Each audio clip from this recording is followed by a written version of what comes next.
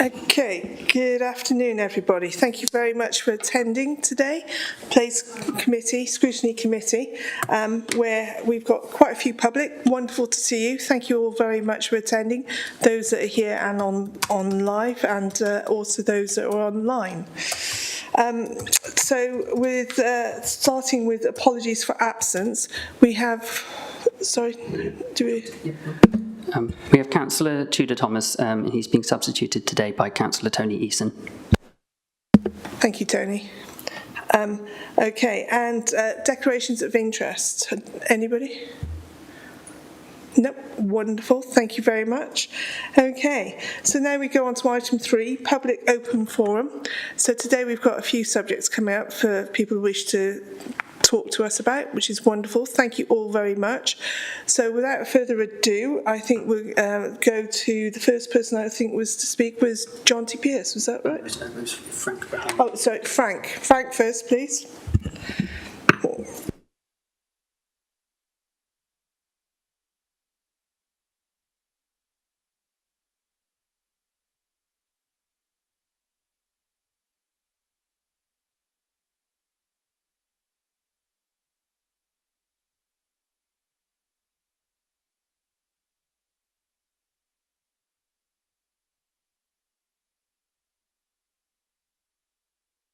Thank you very much.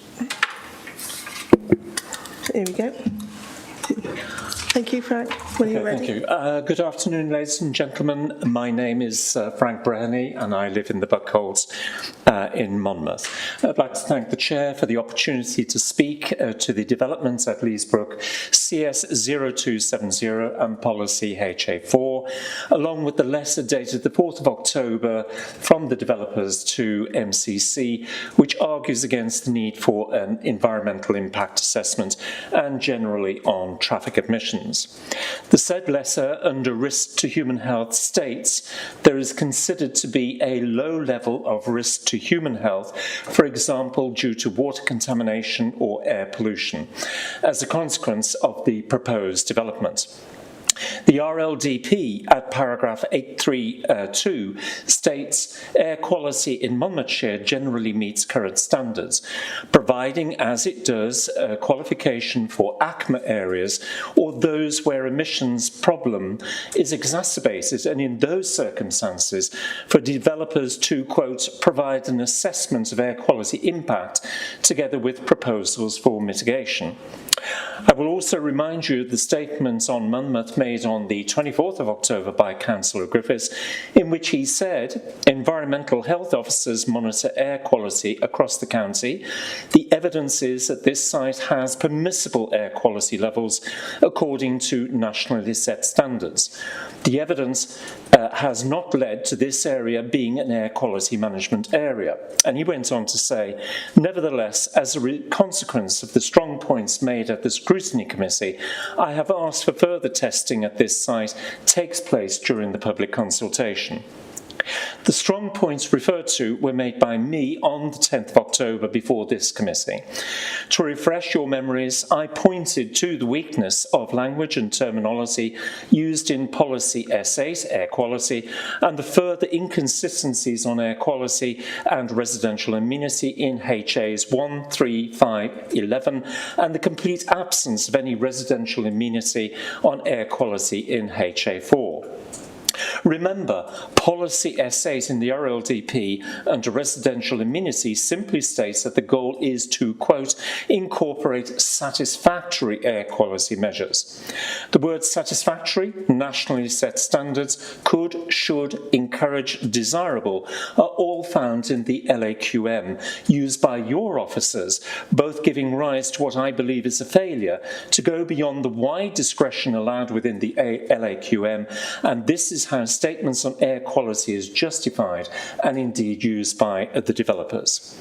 You may recall my reference to a study in Monmouth which demonstrated PM10 and PM2.5 as being continuous sources within Monmouth's environment. The delivery of a temporary increase in monitoring around CS0270, whilst welcome, is not sufficient in time, nor in methodology, nor extensive enough to understand the true nature of traffic emissions in Monmouth. This issue is not confined to the Dixton roundabout. Developments have wider implications. So I repeat my words from the 10th of October in that we cannot truly understand the environmental and health issues presented against this proposed development because of a failure in official monitoring methodology and in data excused by the LAQM, along with the failure to deploy the precautionary principles and your public duties found within the Ella case. So in conclusion, there are several important points. There's the subjective reality that in walking through Monmouth streets, you can smell and indeed taste the traffic emissions as you pass by them. That's the Canary methodology. Where, I ask, is the risk assessment for air quality found under paras 430 to 432 of the LAQM? Constituents are now driving cars with portable environmental monitoring systems, or PEMS, as standard, and you have an example of that on your desk. Your officers have dismissed the use of PEMS to me. Your constituents will be asking questions of you soon about what they are seeing. The developers have made an application for a screening opinion under Section 6 of the EIA regulations, hoping that an EIA will not be required.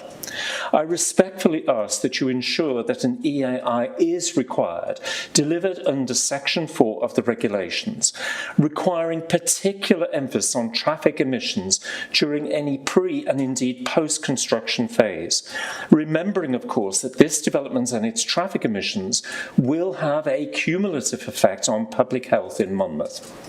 If ever there was an argument that Monmouth's air quality risks will be exacerbated, then this is that moment.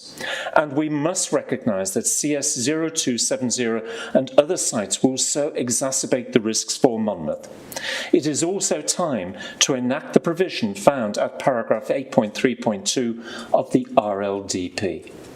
Thank you for listening. Thank you. Gail?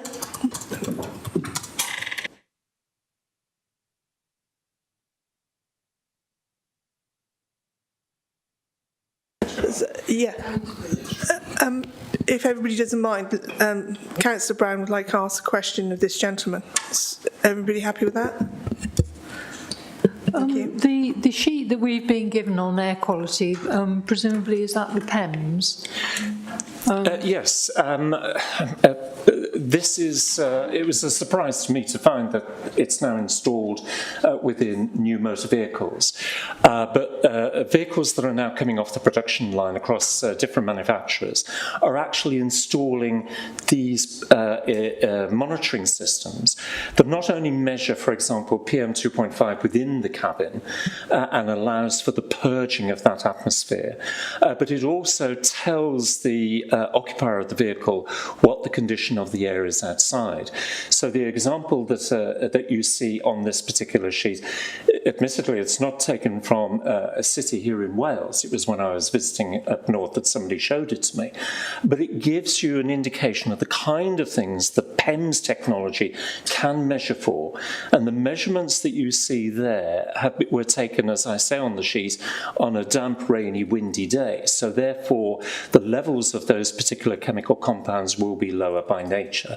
And they are certainly well below the levels expected by Monmouth, or indeed those that are nationally set, or indeed they're below the WHO guidelines on the actual thresholds that we should be acting upon. Okay, thank you. So these are the WHO guidelines as opposed to the UK ones? No, these measurements, all of these measurements are below the WHO. The Monmouthshire levels are set through national standards, through the LAQN that I referred to, and they are effectively, in simple terms, they are double the threshold of the WHO levels. Yeah. Okay, thank you. Okay. Yeah. Thank you, Frank. Yes, thank you. Thank you.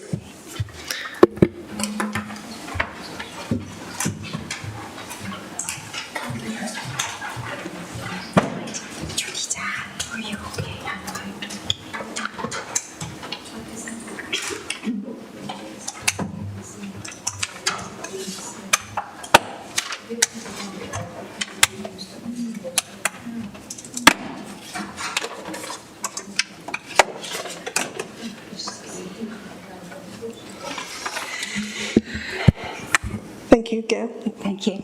Good afternoon, ladies and gentlemen. Chair, thank you for the opportunity to speak this afternoon. I'd like to talk to you about two things this afternoon. One is about the quality of the drinking water that is currently piped through for Monmouth residents. Excuse me, Gail, could you bring the mic down so we can hear you? There Sorry. we go. Wonderful, thank Is that you. better? Do you want me to start again? And the second is in relation to the 50% of social housing, stroke affordable housing, that it is intended to build on the Dixton site in Monmouth. The drinking water for Monmouth is taken from the River Wye, just north of the Rowing Club in Monmouth.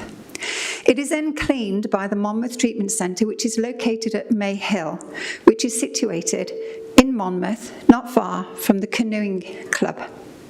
It's not to be confused with the Court Farm or the Redbrook wastewater upgrading that is currently underway to reduce phosphorus in the River Wye.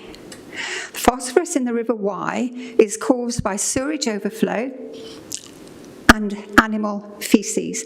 That's not what I'm talking about today. On the 29th of July 2022, and the 23rd of March 2023, the Drinking Water Inspectorate received a Regulation 28.1 report concerning the quality of the water supplied to Monmouth. It states that there has been or is a significant risk of supplying water from both water treatments that could constitute a danger to human health or could be unwholesome. This notice was then served on the Welsh Water as a Regulation 28.4 notice in September of this year, 2024. The risk that is being talked about is cryptosporidium. Reference D74446 for Monmouth Mayhill, and a further cryptosporidium reference D189893, which is a risk of insufficient protozoan log reduction for cryptosporidium and therefore an inability to meet a Regulation 26 based target, which is talking about clean water for drinking in Monmouth. The plan is to ensure that a design for designing out crypto with the appropriate ultraviolet and disinfectant systems will not be completed under the order until 2028 and will not be tested until 2030 to ensure that we are drinking clean water. Which means the people of Monmouth and any new residents as a result of the 270 or 280 new housing will be at risk of contracting cryptosporidium. The new builds will likely lead to further contamination of the river by adding dirty runoff into the water upstream of where the water is collected for drinking for Monmouth. Cryptosporidium is a microscopic parasite that can cause an unpleasant and sometimes dangerous and life-threatening to those with immune deficiency disease that can last for many weeks. Children under 5 years of age can have growth impacted, and the worst case scenarios have been known to die, reported on in July 2018. The treatment for Cryptosporidium, ironically, is to drink plenty of water. The difficulty is that the water we are drinking may have caused the Cryptosporidium in the first instance. I would therefore urge you to consider the suitability of the Dixton Road 12.4 hectares as being an appropriate site for new homes in light of the Damming Water Inspectorate report, the time schedule for improvement, and a failure to acknowledge these reports in the RLDP. This land is agricultural land. It is not brown land, and it is not wasteland.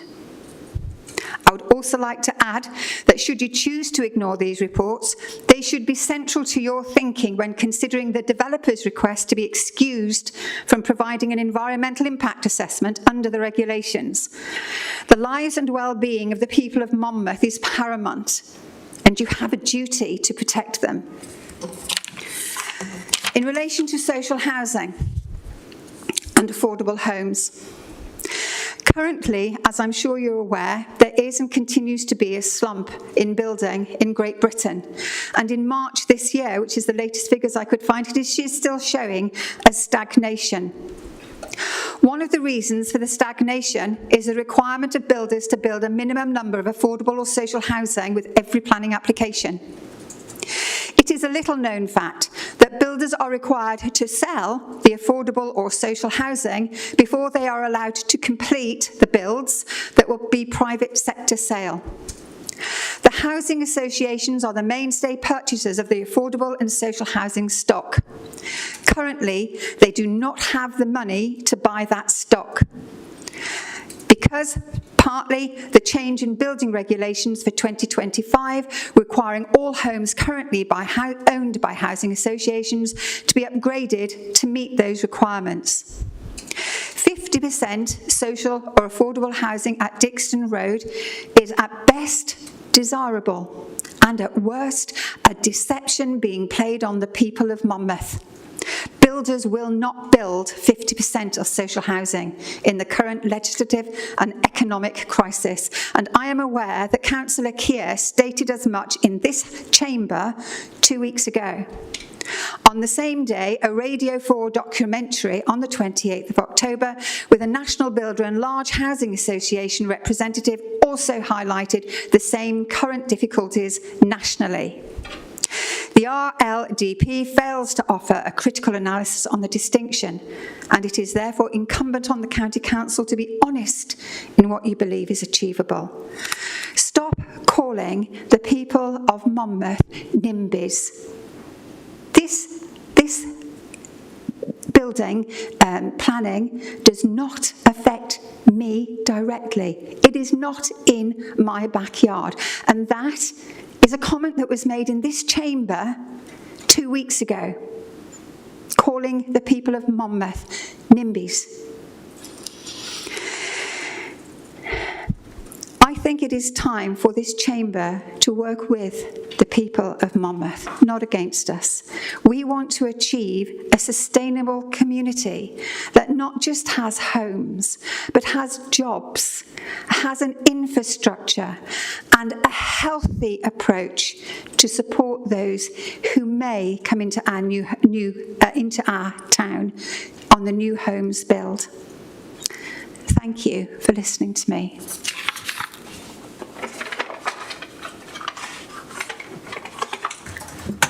Okay, who's next?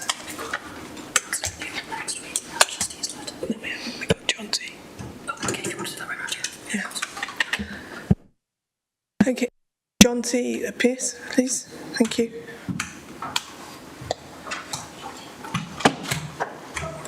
Thank you very much, Gail.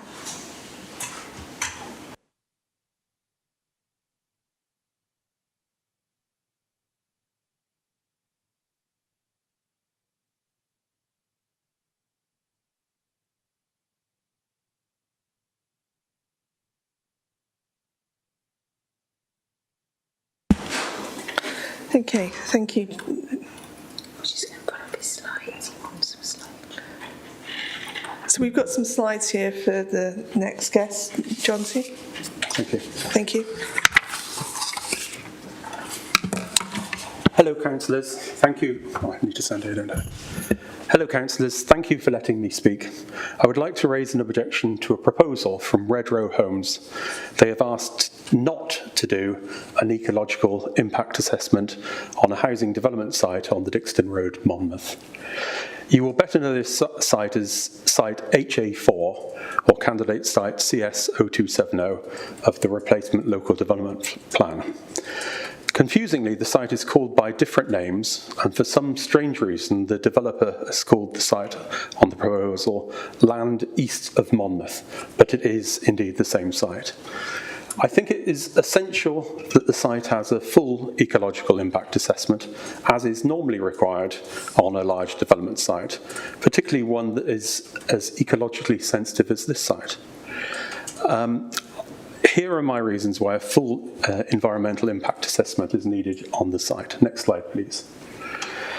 Good practice throughout history is that you get your drinking water upstream of your town for fairly obvious reasons. This has been the case in Monmouth up to now, but would change with this development. Any runoff pollution from the site will flow into the River Wye around 400 metres upstream of where Monmouth takes our drinking water, as I said earlier. Monmouth's drinking water is already subject to a number of pollution incidents that have happened historically, and our water as a result is under 2 notices from the Drinking Water Inspectorate. I have copies of those notices here. Improvements to Monmouth's drinking water treatment works to deal with these will not be signed off by the Drinking Water Inspectorate until 2030. Next slide, please. Oh, here we are. Raising phosphate levels on the River Wye. The site is on the eastern side of Monmouth that is failing drinking water targets for phosphate. Only applies to one area of Monmouth. The planned improvement works for Monmouth's water treatment works are planned for 25, but these only benefit the River Wye downstream. The developer has proposed a sustainable drainage solution, I think we're one slide ahead, called SUDS. In essence, SUDS is a pond with reeds around it. SUDS are very useful in reducing nitrate pollution, but only remove some 15 to 24% of phosphates from surface runoff water. Next slide, please. Air pollution, as I said earlier, an extra 405 cars next to a heavily congested Dixton roundabout will increase air pollution. How much by? We don't know, as the council is currently not monitoring PM 2.5 in this area of Monmouth. Next slide, please. The site is also within the 3-kilometre core sustenance zone for the endangered and very rare greater horseshoe bats, as specified in the Council's Habitat Regulations Assessment. The developer in his application talks about a 1-kilometre core sustenance zone. There is no 1-kilometre core sustenance zone. It is a 3-kilometre zone. Next slide, please. The site is within the landscape setting and highly visible from the Wye Valley National Landscape, or ANOB. Let me show you. Next slide, please. Here is a lovely view of Monmouth from the Kimmin Road in Wysham Ward. Next slide, please. Oh dear, this view will change forever. This will change the ANOB forever. Next slide, please. It is also within the landscape setting, and within the 1 kilometre specified by CADU, of a scheduled ancient monument, the 11th century Dixton Mound. Next slide, please. And as I explained at the last presentation to the Scrutiny Committee a month ago, there is 80% Grade 2 agricultural land, not the 63% Grade A land as the developer has claimed. There is also a less ecologically sensitive site on Wanistow Road, Monmouth, that suffers from few of these injections. So for all of these reasons, I believe that it is right to do an environmental impact assessment. And I would ask the Scrutiny Committee to take up the matter, please, with the Planning Department of Monmouthshire County Council. Thank you.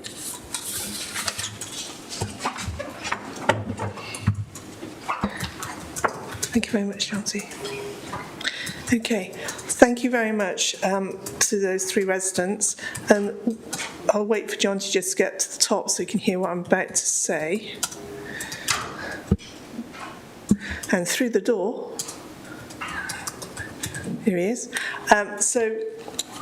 What we propose to do, and I hope the committee will agree with me, is we'll forward all these things, including the slides, onto the Cabinet and the planners, okay, so that they can see and peruse all these informations. So thank you very much for attending. It's much appreciated, and we really do need to hear from all our residents about lots of things, not just this, but thank you very, very much for attending. Okay, moving on. Oh, sorry, Councillor Easton. Yeah, thank you, Chair. I wasn't aware of the discussions going to take place before this meeting. Where do I, as a planning committee member, stand on declarations of interest in terms of the presentation made to us? Well, you're not passing an opinion, so I assume that that's all. No, we are listening to. I just take advice, really. Yeah, I believe you're just listening to it. You're not passing an opinion, so it doesn't prejudicial you, because Emma's the same. Yeah, Councillor Bryn's the same. Okay, thank you. Right, so moving on, Goldwire Lane. So we have our newest county councillor, Martin Newell, wishes to speak on behalf of residents of Goldwire Lane.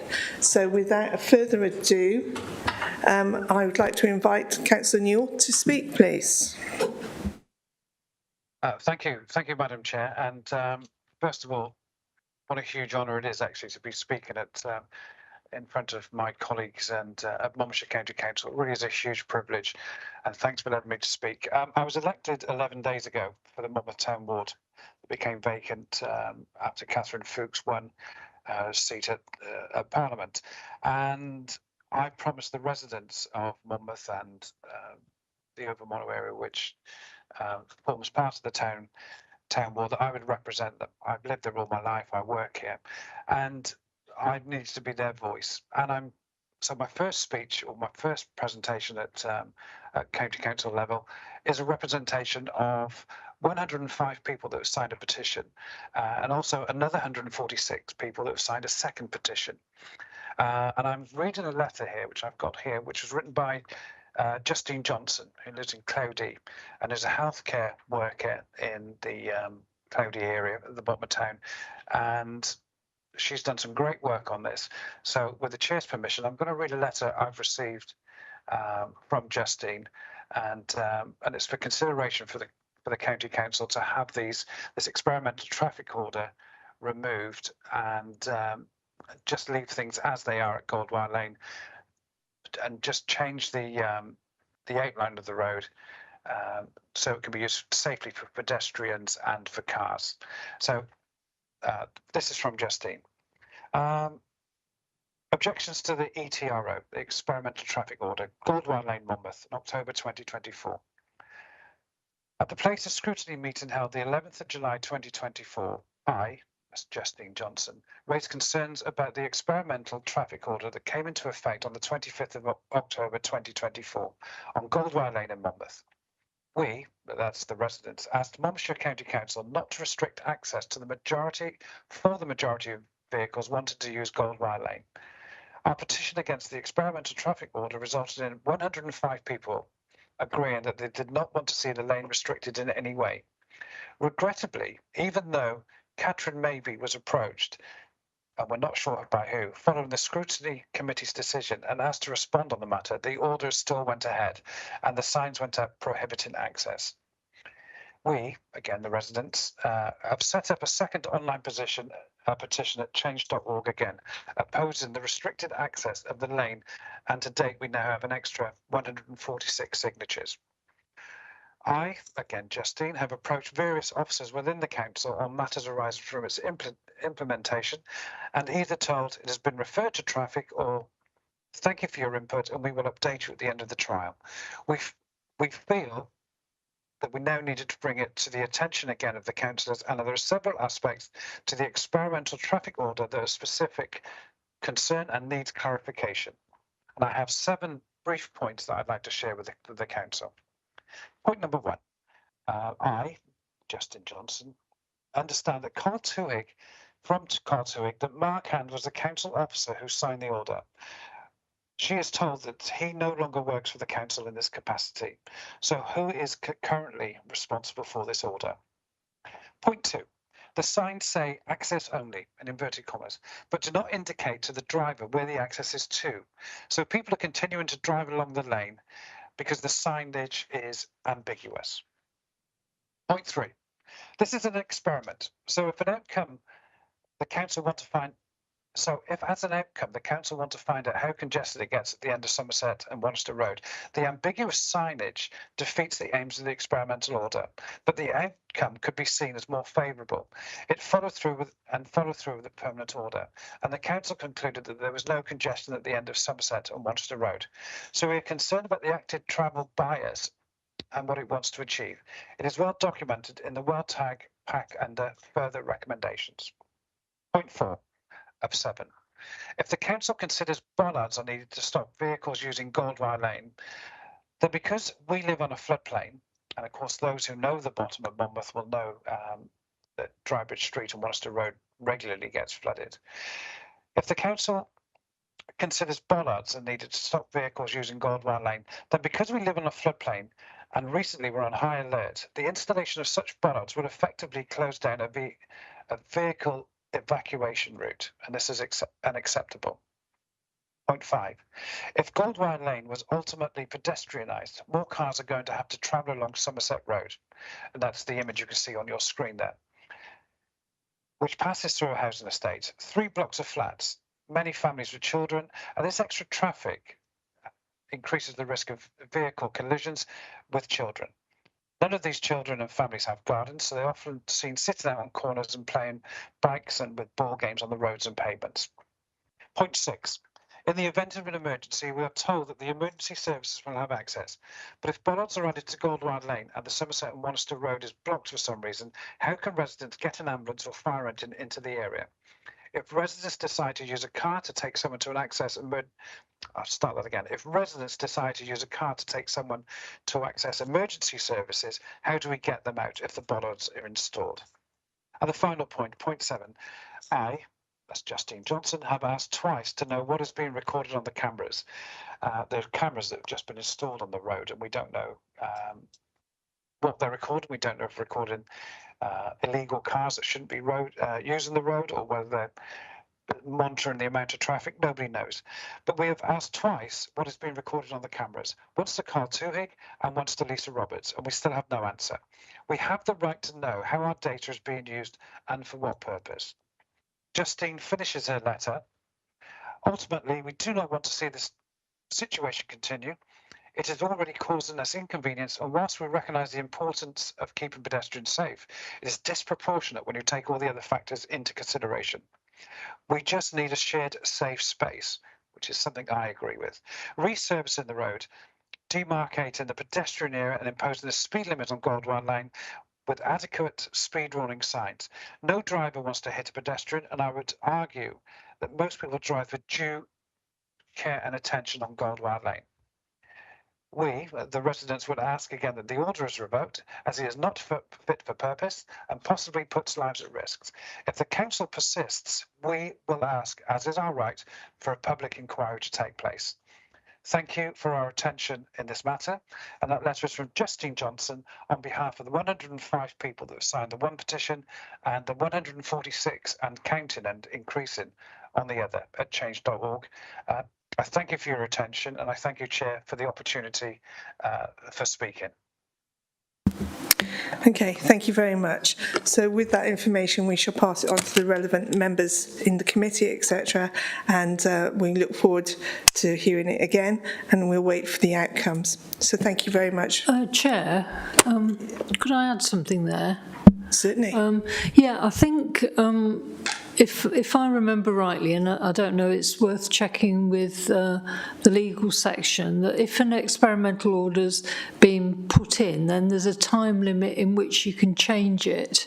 So I think, you know, you need to get advice from legal and highways about the time limit involved. I know that, for example, there was an experimental order originally in Chepstow to close the high street, and then there was quite a lot of protest about that, and that was taken off. But I do believe that there are time limits to these things, so referring it to another committee may actually have, you know, you may come across the problem of the time limit. Thank you. Okay, thank you. I believe that we can come back to it. I believe it's a 6-month limit that they've put in for provisional, so we will look into that. So thank you very much, Councillor Brown. I'm unsure, so I will go and do my homework and come back to the residents and, of course, the committee. Is that okay, everybody? Thank you very much. Okay, now moving on to the next item. Yeah, I know.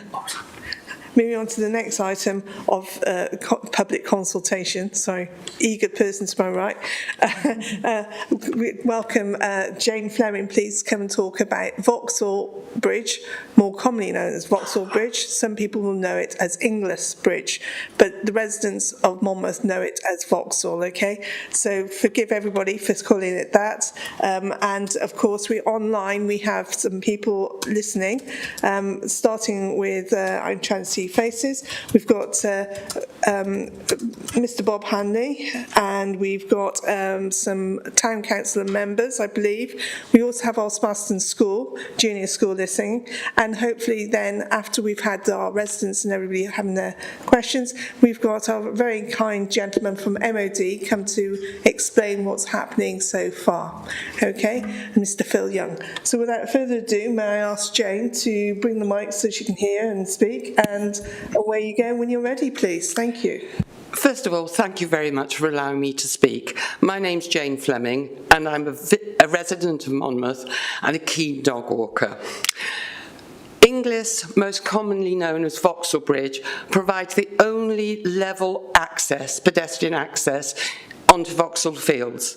Vauxhall Fields is a large community space which connects the north and the south of the town. It's traversed by footpaths, one of which crosses Vauxhall Bridge. And Vauxhall Bridge has a preserved right-of-way. It's used by almost everybody in the town. It's used to access work by foot or by bike.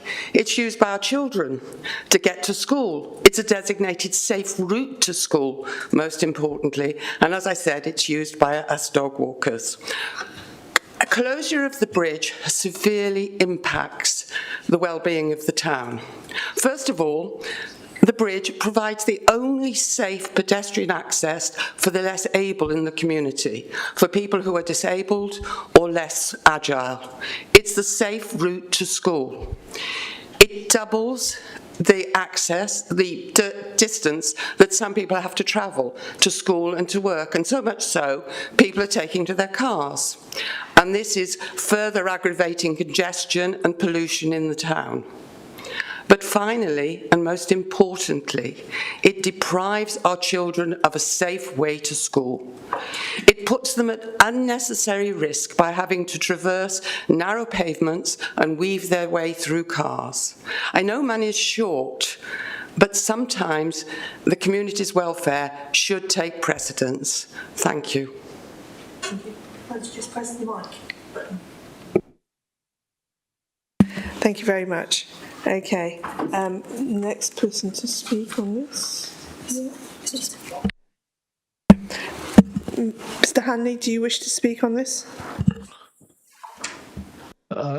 No, thank you very much. I've got nothing to add to what Jane has just said. I'd just like to support strongly all the points that she has made and perhaps reiterate that it's also a safe route from Osmaston into the town centre. So thank you very much, Chair. Thank you. Okay. Is there anybody else from the public wish to speak on this? No? Okay, thank you. Okay, now, if it's okay, we'll ask Mr. Phil Young from the MOD to explain what's going on currently, or has happened. Thank you. Good afternoon, Chair. Thank you for inviting me to just say a few words. Hopefully you can all hear me. So just to confirm that the bridge was closed on public safety grounds, subject to it had been inspected by structural engineers who advised that the bridge be closed with immediate effect as a result of safety concerns, principally associated with both the integrity of the bridge deck itself, but also concerns around the abutments of the bridge, which have been subject to scouring via river flow for a period of time. I can confirm that there is a scheme that has received approval from your own conservation officer to fully refurbish the bridge. And the only thing preventing us from undertaking that work is a lack of funding to support that project. You will probably be aware, I'm sure council members will be aware, that the leader of Monmouthshire County Council has written not only to ourselves at the Reserve Forces and Cadets Association for Wales, but also to the Ministry of Defence, urgently seeking high-level attention to this matter. I can assure you that it is receiving high-level attention, and I cannot say anything that would prejudice a response from the highest level at Whitehall, but I can assure you that it is being looked at the highest level within the Ministry of Defence. And my expectation is that the leader of the council will receive a response from the Minister for Defence Procurement at Westminster in due course. I cannot, I'm afraid, give you any indication of timeline as to when that response will be forthcoming, nor can I indicate what the response might be. And I'm in no position to do either of those things. I very much appreciate that all of that might be all well and good, but in the meantime, residents of Monmouth are suffering significant inconvenience and other detrimental impacts to their lives at the moment. And I just want to assure the council and the residents of Monmouth that in the event funding is made available, the works will be programmed and will be undertaken as soon as we possibly can move them forward. And we will obviously work closely with officers of Monmouthshire County Council to ensure that those works take place in a swift and orderly manner. Thank you, Chair. Thank you very much. Now, I just look forward to the members and ask, is there anybody who got a few questions? I knew there would be. May I hand over to Councillor Bryn, please? Yeah, thank you, Chair, for bringing this to our attention, and thank you, Mr Young, for coming along to speak to us today. It is a route that I took regularly. I cycled to work that way, and I passed many children on their, well, I did pass many children on their way to school, so it's a really vital, safe route for children. So I'm glad to see that it is receiving utmost attention to get it resolved. I just wondered, is there any kind of timeline that you can give us as to when we might accept some kind of resolution one way or the other? And if there's a plan B, if the answer is no for funding? Thank you. Sure. I will respond if I may, Chair. I cannot give you any definitive timeline at the moment. It is well above my pay grade now to do that, and I apologise for that, but nevertheless, that is the situation. I have no idea whether the Minister is writing a letter as we meet this afternoon, or whether that letter will be forthcoming in days or weeks. I don't know. I don't know what the content of the Minister's direction will be with regards to this matter. All I would add to what I said previously is Defence is currently undertaking a strategic review. It is looking at every aspect of Defence and how Defence is funded. Inevitably, unfortunately, this current situation will be impacted by that to a degree. Whether that will be a favourable impact or not, I cannot say. I cannot possibly say, and I can't either give a confirmation on timing. All I would say is once funding is made available, we will move quickly and we will work with your officers at Monmouthshire County Council to ensure the works are undertaken to the bridge in a way that meets the council's requirements, but also ensures that the continued inconvenience is brought to an end as quickly as possible. Thank you. Now, unless anybody else wants to speak anything, Councillor Sanders, are you okay? Do you wish to say anything? Oh, I don't have a hands up function. Just one question. There's been comments, I know the bridge you're talking about, there's been comments about safe routes for children to school. Are the Education Department up to speed with this particular aspect, and is that a possible funding route through the Welsh Government? Right, well, hopefully Councillor Sanders might, but I don't want to take the thunder out from MCC on this. So this is really about hearing from the residents and to hopefully persuade everybody that this is a really serious matter. So yes, safe routes to school is seriously up there and obviously very, very high on concern, as the leader has expressed to me and as everybody else has. So yes, it's really up there, Councillor Easton. But just a brief word from Cabinet Member Angela Sanders, please. Thank you, Chair. I've got two statements, if that's okay. One is in my role as Cabinet Member with responsibility, and the other from Councillor Catherine Maybe, whose ward it also sits in. So, yeah. No, first of all, so we're all worried about it, so working together is what's absolutely. We all want a speedy resolution to this. I completely agree. Since the bridge was closed for public safety in mid-September, MCC members and officers have been in regular contact with local MOD officers through a combination of meetings and telephone calls to resolve the closure and reinstate the right of way for pedestrian and cycling access. After further discussions with the MOD, it was decided by the leader of the council, as you all know, to write directly to the head of estates, Phil Young, who's very kindly joined us today, to explain the need for action, outline the huge concern on the status of the bridge and huge public disruption the closure was causing to local residents and community life. At present, the local authority has not had a response, but as you know, Phil is hoping that that will be with us imminently, we hope. The local authority is also in discussion with the town council to ensure the bridge situation continues to be prioritised and considered as urgent by the MOD for a resolution. Officers continue to wait for a response, at which time all possible efforts will be made to bring that bridge back into action and the right of way for all our residents reinstated. Thank you. And if I may, Chair, read out just a brief statement by Councillor Catherine Maybe. As ward member for Drybridge, I'm very concerned about the impact of the closure of Inglis Bridge on the local community, both for leisure and access to schools and town. I'm particularly worried by the loss of a route that feels safe and pleasant for our children to walk or cycle, which avoids using the main roads, especially, as we know, at busy times. I've worked with Councillor Sandals, who's the Cabinet Member, our Council Leader and our MP to emphasise the importance of this bridge and the need for its repair with the armed forces.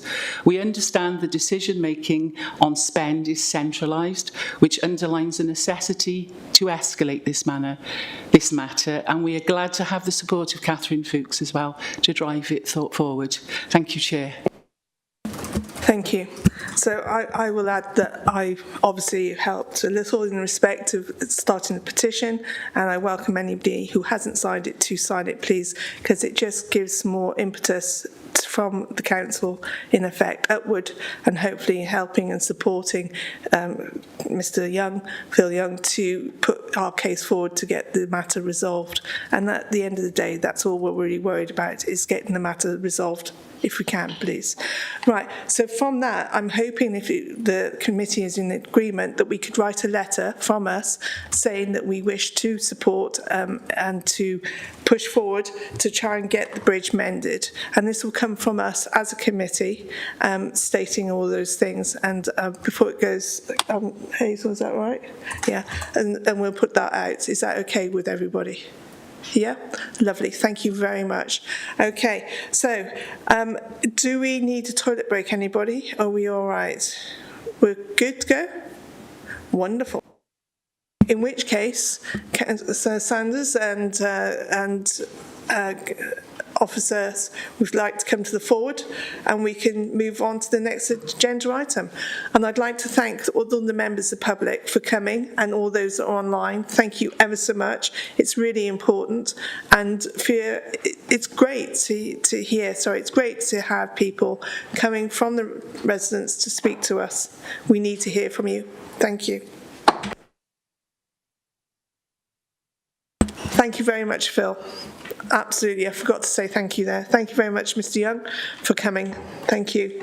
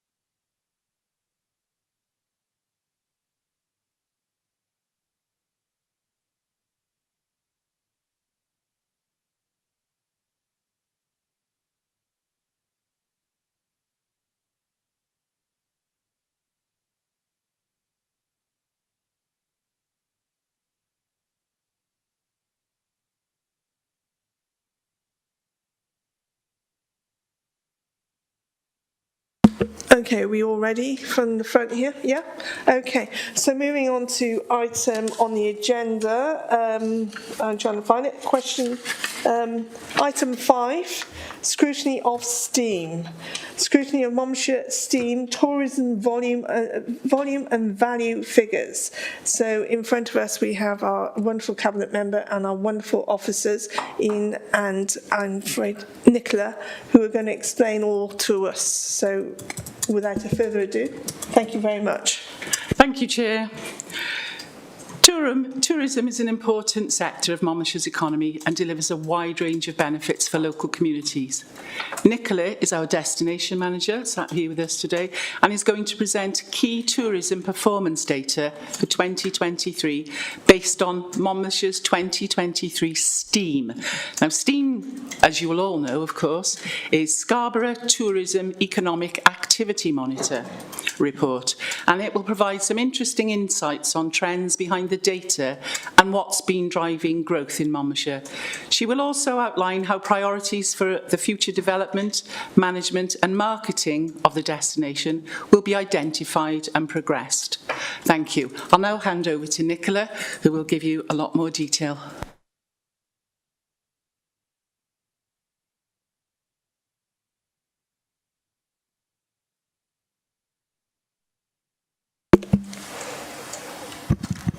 Thank you. So can you see my slides first of all? Let's get the technology sorted out.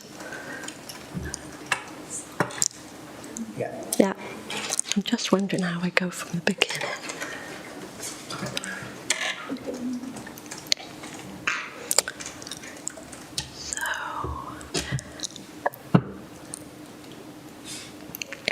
So my name is Nicola Edwards. For those who don't know me, I'm Destination Manager for Monmouthshire County Council. I'm going to focus on the benefits that tourism delivers to local communities, particularly on the economic benefits. But before I do that, it's just worth reminding ourselves of the wide range of benefits that tourism delivers. So tourism is an important part of the foundational economy. It underpins all other types of economic activity in the county. It generates visitor spend to support rural services, high streets, local heritage, culture and leisure assets, event programmes, employment opportunities for the benefit of locals.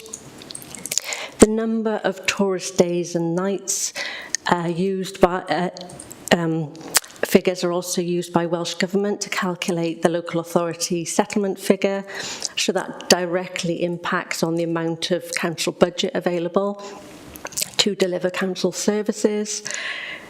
Place branding also impacts on people's perception of the area, on its attractiveness for investment, and on quality of life for citizens. It's no coincidence that our most attractive, vibrant market towns are those with a thriving visitor economy. And we recently asked our residents in a short online survey what they felt the impact of tourism in Monmouthshire was. And apologies that this, the numbers are so small and the graph is small, but basically we asked the question, what kind of impact does tourism have on the quality of the environment and natural habitats in the area, the distinctiveness of our communities and our local identity and culture, on quality of life in Monmouthshire, and on quality of our local towns and villages. And red is it damages it, orange is it has no effect, grey is it helps to maintain, light blue is it helps to improve, and dark blue is don't know. And you can see that for all of those questions, the responders felt overwhelmingly positive about tourism's impact. How is volume and value of tourism estimated? Well, we use a model called STEAM. It stands for Scarborough Tourism Economic Activity Monitor. The model is used by all Wales local authorities and has been for the last 20 years or more, and it's based on input collected both nationally and locally, including visitor accommodation, bed spaces, occupancy rates, and visitor numbers at attractions and events. And looking at the headlines of the model, of the outputs of the model for 2023, it estimated that 2.29 million visitors came to Monmouthshire in 2023, and they generated £330 million for the local economy, 246 million of which was direct spend on things like transport, food and drink, and bed nights. The industry supported 3,462 full-time equivalent jobs, which represents about 15% of all employment in Monmouthshire. If we look at how Monmouthshire's performance in 2023 compares with the previous year, it shows continued recovery of Monmouthshire's visitor economy post-pandemic. So for comparisons with 2022 figures, the economic impact of tourism increased by 2%. The number of full-time equivalent jobs supported by tourism increased by 3.2%. Total visitor numbers were down 1.8%, but the economic impact per visitor day was up 1.2% in real terms, reflecting the increased importance of staying visitors, particularly those staying in non-serviced accommodation, as a proportion of all visitors to Monmouthshire in 2023. So if we look at longer trends over time, and I appreciate, again, these figures and graphs are very small, but you have access to the originals via a link in the main report, so you can look at them in more detail at your leisure. They show trends for the period 2012 to 2023. Top left is economic impact. Top right, the green, is visitor numbers. Bottom left is visitor days in red. And bottom right in orange is full-time equivalent jobs supported by tourism. And you can see the impact that COVID had in 2020 and 2021, but you can also see a trend line, the dotted line is positive for 3 out of those 4 key performance indicators. So for all except visitor numbers, those trends are positive. And the only reason that the visitor number trend is slightly downward is that we've been successful in increasing visitor yield and the number of visitors who stay rather than day visitors. Oh, what's happened now? So how does Monmouthshire's performance compare with the regions? Very favourably. So basically, Monmouthshire is outperforming the region across the range of key performance indicators here. So for economic impact, Monmouthshire is up +2% compared with +1.2%. For the South East Wales region, that's the average. Visitor numbers -1.8% for Monmouthshire compared with +4.3% as a South East Wales average. Visitor days +0.8% compared with 4.2% for South East Wales average. Full-time equivalent jobs +3.2% compared with +2.1% for South East Wales. And economic impact per visitor day +1.2% in real terms compared with -2.9% in real terms.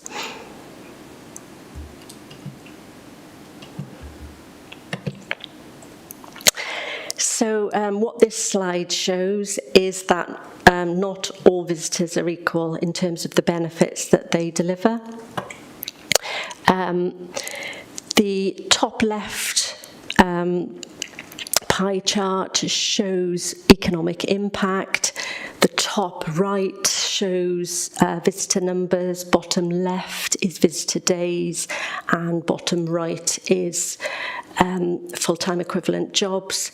Yellow is day visitors and green is staying visitors. And you can see top right that of all the visitors who came to Monmouthshire in 2023, 25% of those were staying visitors.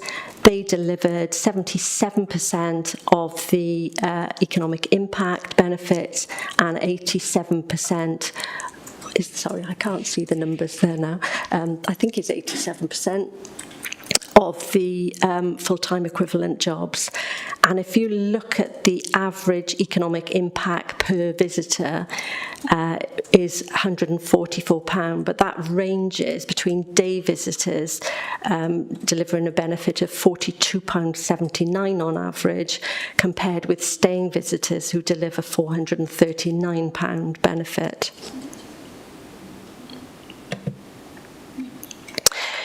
And if we look at what is driving that economic impact growth in Monmouthshire, it is the increase in accommodation capacity for visitors. So this table, again, sorry, quite complicated, but it shows the change in bed spaces between 2016 and 2023. And if you look at the last but one column, you can see the percentage change for each type of accommodation. So a 47% increase overall, 3% serviced bed spaces, so that would be hotel, guest houses, B&Bs. Non-serviced is 106% overall, but 118% increase in self-catering bed spaces. So in terms of the change in actual numbers between 2022 and 23, which is the final column, an additional 569 bed spaces in total, 17 of which are serviced, 552 of which are in non-serviced, and 399 of those 552 are in the non-serviced sector. Again, if we look at occupancy for that accommodation, so the two things that mainly drive the value of tourism is the amount of bed spaces you have and occupancy rate. So this is the second factor that determines that value. So hotel occupancy in 2022 was just over 72%, in 2023 just under 70%, and year to date to the end of September almost 74%, although bear in mind we've got a couple of quieter months coming up which will affect the average. For self-catering in 2022 that was just 55%. And occupancy in 2023 went down to almost 52%. What's important to remember looking at these figures is that operating costs have increased over this period at the same time as there's been less money in visitors' pockets, so that they've been expecting bigger discounts and more incentives. So it's been a tougher operating environment to achieve those levels of occupancy. If we look at the economic impact over a 12-month period for 2023 and look at distribution by month, this shows that, as in all years, the main tourism season, April to September, is when the biggest share of the benefit is generated, but that 35% of economic impact is actually generated off-peak, which is October to March. So what next? It's time to review the destination management plan, which is the strategic document which guides tourism development, tourism management, destination management and destination marketing. The previous plan ended in 2020 when COVID hit. Over the period 2017 to 2023, there's been 15% real growth against a target of 10% between 2017 and 2020. There's a new operating environment now, so we've obviously got a new community and corporate plan. There are changed perceptions of tourism, especially over the pandemic. There was a lot of negative publicity in the media about the problems caused by over-tourism, and very little recognition of the benefits that tourism delivers for communities. And we want to report on a much broader range of metrics than historically, when we've been focused on quite a narrow range of economic indicators. We commissioned Annie Unlimited in September to review and renew the plan. That review has involved a huge amount of consultation and engagement with stakeholders, residents, businesses and visitors, to ensure that while the new plan is informed by the market and the best prospects for growth, it's also shaped by locals. That consultation, stakeholder engagement phase is just coming to an end at the moment. The first phase of it anyway. There's a draft plan that will be due early in 2025, and that of course will go out for further consultation. And that's the end of my presentation. If there are any questions. Thank you. Okay, thank you very much. Okay, do we have the hands up facility? We do now. Okay, anybody got any questions? But of course. Sorry, thank you, Chair, and thank you for the presentation. As a layman, all that data is it helps to have it explained, because try as I couldn't get it to make sense. The data sets though didn't show us how our visitors arrive, because you have been talking about the impact of tourism, and that's what it isn't really explained in the data set. It would help if they showed how our visitors arrived and where they're coming from, which I thought would be informative. And also, it doesn't show how they travel once they do arrive, and now we want them to come and stay. So are we doing anything to promote their travel once they arrive?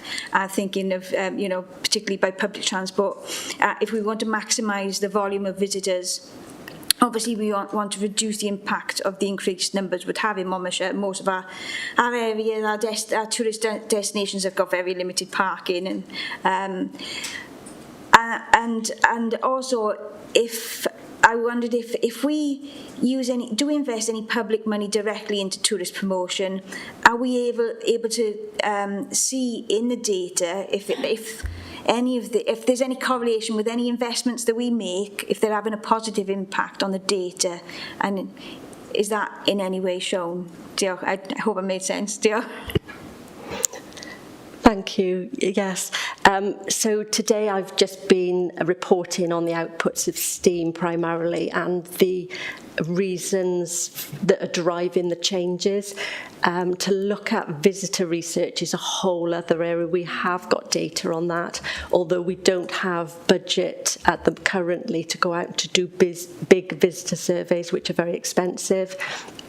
We do know from the research we have carried out that the majority of people, it'll be no surprise, arrive by car, and that they travel around the destination while they're here by car as well.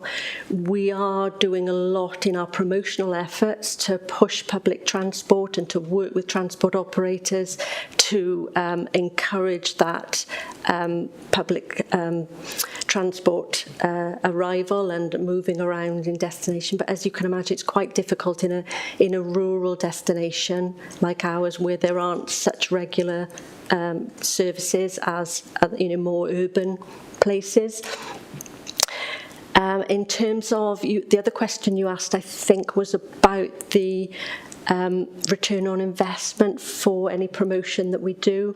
So again, we do record and report on a number of marketing metrics. Again, that's another whole area of figures and graphs, but I can come back and talk about those if people are interested. But this, I think a lot of the things that you're asking will actually come out in the new destination management plan.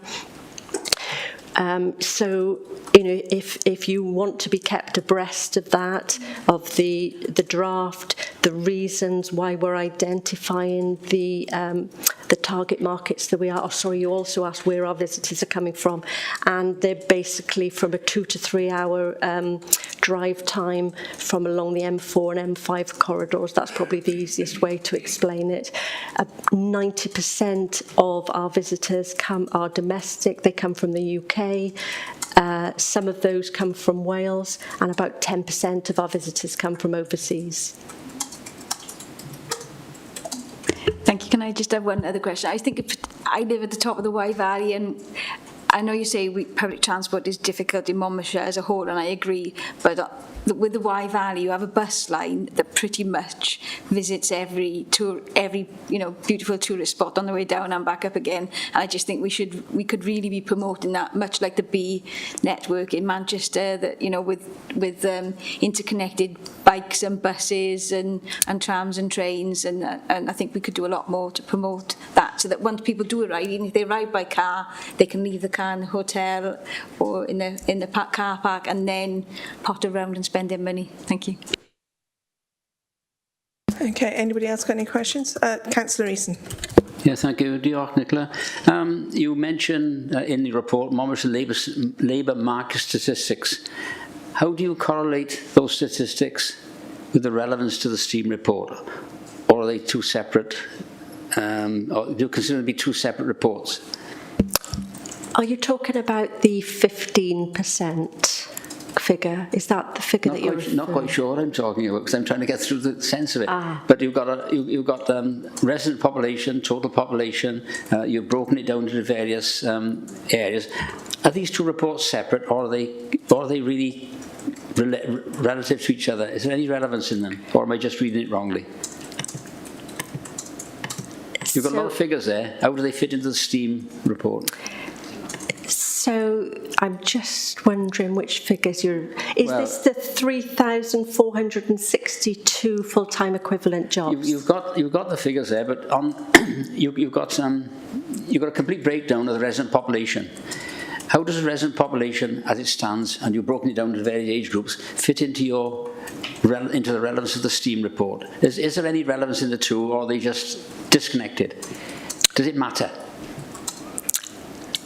I'm sorry, I'm not sure which resident data that you're looking at. Well, I'm looking at the sort of in your report, labour market profile Monmouthshire. You've got a lot of statistics there. What is the relevance of those statistics to the STEAM report, or are they just two separate reports which are not correlated to each other? There's a lot of information on labour supply, on resident population, yet STEAM report is to do with tourism. How do the two fit in together? Could I just clarify? Maybe there's a bit of confusion between your visitors who come during the day and your visitors who stay over, who aren't actually residents in Monmouthshire, but are resident in terms of temporary visitor accommodation. Is that the distinction that we're talking about? I think I'm maybe getting the wrong end of the stick. I think it's in the summary. It's on page 1 of the summary. Right, I'm trying to read it all. It's difficult to get to. Page 1 of the summary at the bottom, the Monmouthshire labour market stats, and if you click on that, it gives you the labour stats, and Councillor Easton is just trying to work out the correlation between those stats and the stats that you gave in the STEAM report. Okay, so I don't think those stats have come from me for the labour market. Okay, right, okay. But the 3,462 jobs has come from the STEAM model. Yeah, I saw that. So that's the number of jobs supported by tourism. Now, the complication is that those jobs are distributed across a wide range of different employment sectors.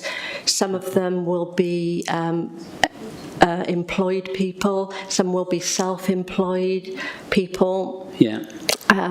So the 15% that I've said that these number of jobs represents as a total of all employment in Monmouthshire has come from the company who collates the STEAM reports for us. So they operate the model. So they've worked on a basis of, I think I've put it in my report. I don't know if I have, but I can certainly provide that information. Okay. So just to be clear, Councillor Easton, did you have a question on that, or were you just confused about it? I was looking to see any correlation between the two, but there doesn't seem to be. One is a big set of statistics, which is very interesting to read, and I was trying to see how it fitted into the STEAM report. I don't think they do, to be honest. Okay, thank you. All right, sorry about that. That's okay. So, Councillor Brown, next. Thank you. Yes, thank you, Chair. Obviously you've presented quite a lot of statistics, but one of the statistics I recall is the hotel accommodation compared to the self-catering, and I think it said that there was about 70% roughly of hotel accommodation that was occupied, and I think it said about 50% or 55% on self-catering on one of the slides. I don't know whether you've got that now. I mean, I just wanted to ask about the self-catering side, because, yeah, I think it's that one, yeah. Because, in some senses, the self-catering side would seem to add more to the tourist economy from the point of view of the fact of eating out and, going to places as opposed to hotel accommodation. And I just wondered how much, because there seems to be capacity there, is there the necessity for further hotel accommodation anyway? And the question is, how much are we supporting the private self-catering market to increase tourism in the area? I was thinking in terms of, the changes possibly on tourism tax, and also in relation to you know, things that, you know, the business rates that they pay and the necessity on holiday lets to have a certain number of days occupation. So I just wondered how those factors would be impacting the self-catering accommodation and what could be done to assist that, because it seems as if the economic impact is, you know, could be said to be somewhat better from self-catering accommodation as opposed to hotel accommodation where meals might be already provided, and that's providing obviously a profit to the hotel but not necessarily to the wider economy. And I've got a second question, but I'll ask that afterwards, please, Chair. Thank you. Okay. Would you like to answer that, or would you like to go through all the questions first? Nicola? No, I'm happy to answer that. So you're right that non-serviced and self-catering accommodation particularly is what's driving our economic impact growth in tourism at the moment. Our accommodation profile is skewed in favour of non-serviced accommodation. It makes up the majority of our bed stock, and it has recovered better post-pandemic than serviced accommodation, mostly because people felt more confident going to a separate self-catering unit rather than being surrounded by other people in a hotel, you know, when we were coming out of the pandemic. So it has been driving that growth. Last year, I think, was particularly tough for self-catering accommodation. The weather wasn't particularly helpful, and neither was the economic environment. People were booking later, and they were booking fewer nights when they were coming to stay, and there was more competition as well from other destinations and for other uses of the money, not just holidays. So the challenge really that they're facing now is obviously the 182 occupancy threshold for business rates. That is particularly challenging, and they are having to discount and offer incentives to achieve anywhere near that, which is affecting their profit margins. So I think that is higher than it is in England, that 182 occupancy threshold, and is quite a challenging. Yeah, so what is it in England? I don't know. I believe it's something, I think it's 70 or 80 nights, not 182. It's a lot higher in Wales, and that is the biggest challenge that I think those self-catering providers are facing at the moment. You also asked about the visitor levy, and I think that is potentially an opportunity for Monmouthshire. That when we did some business surveying, when the notion was first put forward, most businesses were generally positive about the prospect, as long as they could see that the revenue generated by that levy was going to be put back in to improve the visitor experience, which in turn would improve quality of life for residents as well. And the question about the hotels, you know, the need to improve those as opposed to improving self-catering. Okay, sorry, I forgot about that one. So the business events market, so conferences, meetings, etc., has been much slower to recover post-pandemic. A lot of calls are happening virtually online now rather than in person. It is starting to pick up again, but it's been slower. I think that once that business events market bounces back completely and recovers post-COVID, I think there will be more. There is more demand for hotel accommodation, and what's important for successful destinations, we know from elsewhere, is that it's critical that you have a good range of different types of accommodation.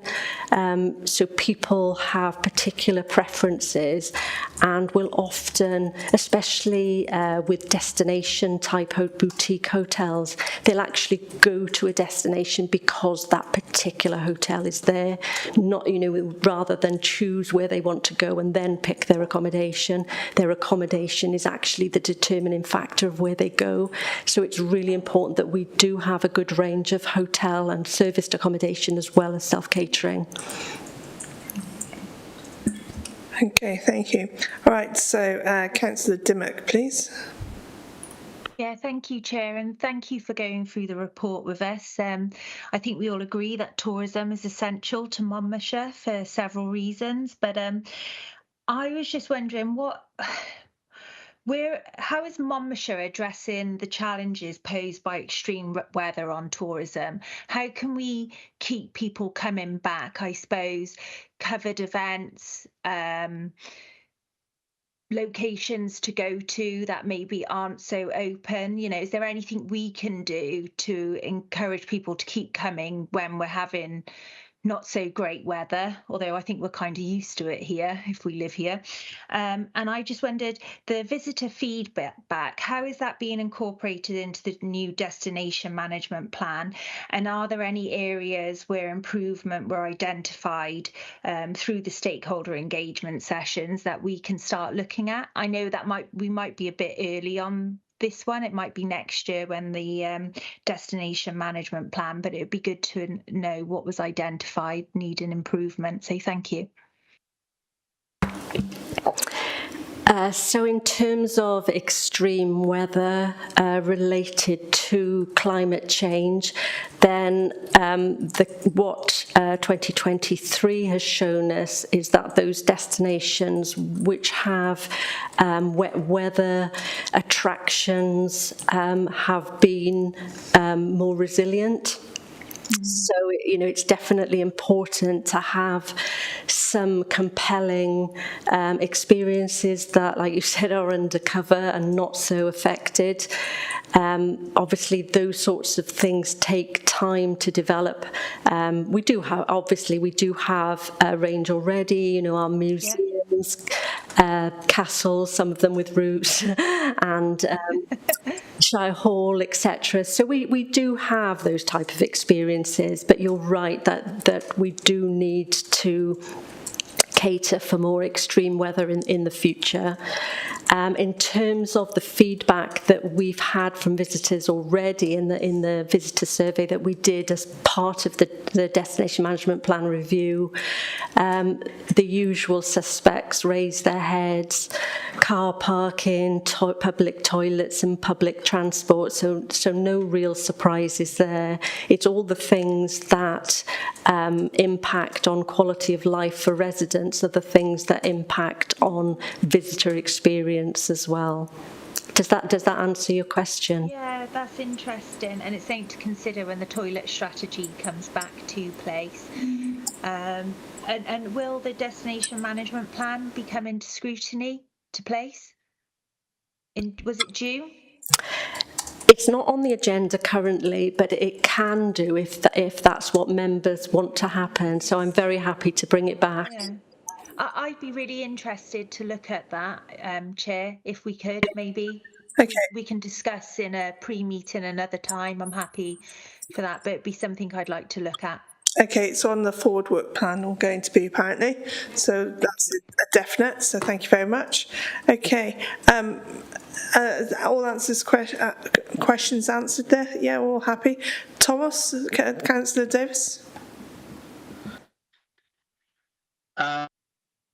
Good afternoon, and a big thank you for the presentation, which I really enjoyed. I'm probably at risk of repeating some of the questions and comments and observations made by Councillor Dimmock and others, but I thought, in terms of a headline presentation, I think it was worthwhile to underscore, as you did in quite visual and vivid terms the economic value of the tourism sector. I think we often take that for granted here in Monmouthshire. It's worth reminding ourselves and our residents of the significant economic contribution of the visitor economy. So it was very useful and very much appreciated by myself to see you report on some of those metrics, particularly on tourism spend and the trajectory as positive as it was in terms of day visits and employment trends. But much like Councillor Dimmock, what I didn't really get a sense from this presentation, and I would particularly like to get a sense of perhaps at a future police committee meeting, is a sense of what do visitors really value about the Monmouthshire experience. I think we can all hazard a guess. It's the natural beauty, it's the warmth of the Welsh welcome, it's the fabulous businesses, the fabulous market towns that we have. But I'd be quite interested to learn more about those qualitative insights that you have collated and collected, to understand what truly drives visitor satisfaction, what drives the visitor experience, what are the expectations of visitors prior to visiting Monmouthshire, and as Councillor Dimmock and Councillor Brown have alluded to, crucially, areas that we can improve or address in future decisions and future strategies. We've already heard, for example, the interplay between these qualitative insights and some of the macro decisions that we're taking as an authority in terms of our treatment of business rate relief, for example, the treatment of holiday lets, the perennial debate around a potential visitor levy or tourism tax. So I'd like to understand what qualitative data do you have? What plans do you have in future to consistently collect and to collate those qualitative rich insights? And I would reiterate and echo what Councillor did, worthwhile bringing those to this council, or certainly to this committee, so that we can better understand and interrogate some of these headline quantitative numbers, as positive as they may be, to fully understand and to develop a slightly more perhaps nuanced and comprehensive picture of the visitor economy here in Monmouthshire. With that, I'll pause and draw breath and throw it back to you, Chair. Thank you. Okay, Nicola, thank you. Thank you, Chair. So we have lots of really interesting insights on what our visitors think about us, what motivates them to visit, what they do here when they come, what they think is the strongest aspect of Monmouthshire's offer, and all of that I was planning to present as part of the new destination management plan, because obviously all of those things inform our direction of travel and how we need to manage the destination effectively in future. But there's lots of data there. It's really insightful and interesting, and I would love to tell you all about it. Well, we'd certainly welcome that. Can I ask just one brief follow-up? You also alluded to some of the budgetary constraints that you're operating under, and how that may well perhaps limit your ability to engage and to canvass the views and experiences of visitors. I just wonder, given a lot of the marketing, for example, around the Wye Valley in particular is cross-border in nature, or would naturally lend itself to a cross-border tourism push. Are there any pockets of funding beyond the usual, namely Welsh Government, that we could conceivably be exploring? I'm thinking principally neighbouring authorities. I'm thinking of the DCMS across the border, Visit England, Visit Britain. Are there any other levers that we could creatively and perhaps opportunistically lean into and leverage to further amplify and to trumpet this fabulous Monmouthshire tourism story? Unfortunately, the answer is no, that there is very little funding available for promotion of places because it's seen as displacement activity by UK government. So those sorts of opportunities for funding have reduced in recent years as public sector budgets have reduced. There's any opportunities for funding, we obviously capitalise on. We've got a small amount of shared prosperity funding at the moment for a regional collaborative marketing campaign where my colleague has been at World Travel Market this week, which has been funded by that. But when that ends, that sort of activity will be more difficult again. But we're always looking for opportunities for funding of our destination marketing, but sadly that has been reducing in recent years, and it is more challenging to access. Can I ask one very final supplementary, Chair, and it follows that, notwithstanding the cuts and the depleted budgets across the public sector, could you perhaps share a few thoughts and reflections in terms of the support that this authority has been able to lean into from Welsh Government in particular? I mean, how would you characterise the support that the relevant Welsh Government directorates have been able to provide and to offer in terms of raising the prestige and profile of Monmouthshire as a destination for prospective tourists? Is that a relationship that's bearing some fruit? So we don't get any funding directly from Welsh Government for this activity, but we do work with them very closely on bringing journalists and influencers into the county. So that helps us get media coverage for Monmouthshire. We work very closely with them on travel trade activity, working with overseas operators, and on business events marketing. So we work very closely with our Visit Wales and Welsh Government colleagues we very rarely do any marketing on our own. It's mostly with partners of either Visit Wales or Welsh Government or private sector partners. So as you know, we deliver very little of the visitor experience. It's mainly partners in the private and voluntary sector who deliver visitor experiences. So we continually work with partners, but also with private sector partners, but also with others with a responsibility for growing tourism within Wales, and including Visit Britain. In fact, we've worked with Visit Britain colleagues on bringing journalists and tour operators into the area to try and encourage them to include Monmouthshire experiences on their itineraries, which are sellable. So it's those sort of opportunities that we capitalise on, but the actual funding that we receive from others is very limited. Okay, thank you. Councillor Emma Bryn, again, please. Yeah, sorry. Thank you, Jeff, for letting me come back. I just had a small question really on the data on bed spaces on the non-serviced. I just wondered if you could tell me if it includes campsites and airs within that data, or if it's just buildings still. So you're looking at the non-serviced bed spaces in 2023, yes. So that it does include caravan and camping and glamping as well. You also asked about airs. Airs, which is slightly different again, because they're bringing their own bed, but they're still visitors. Yes, so we don't have any airs in Monmouthshire that I'm aware of. No. Okay, so that is something, because the car park review is coming up, so potentially those spaces could be used as additional bed spaces?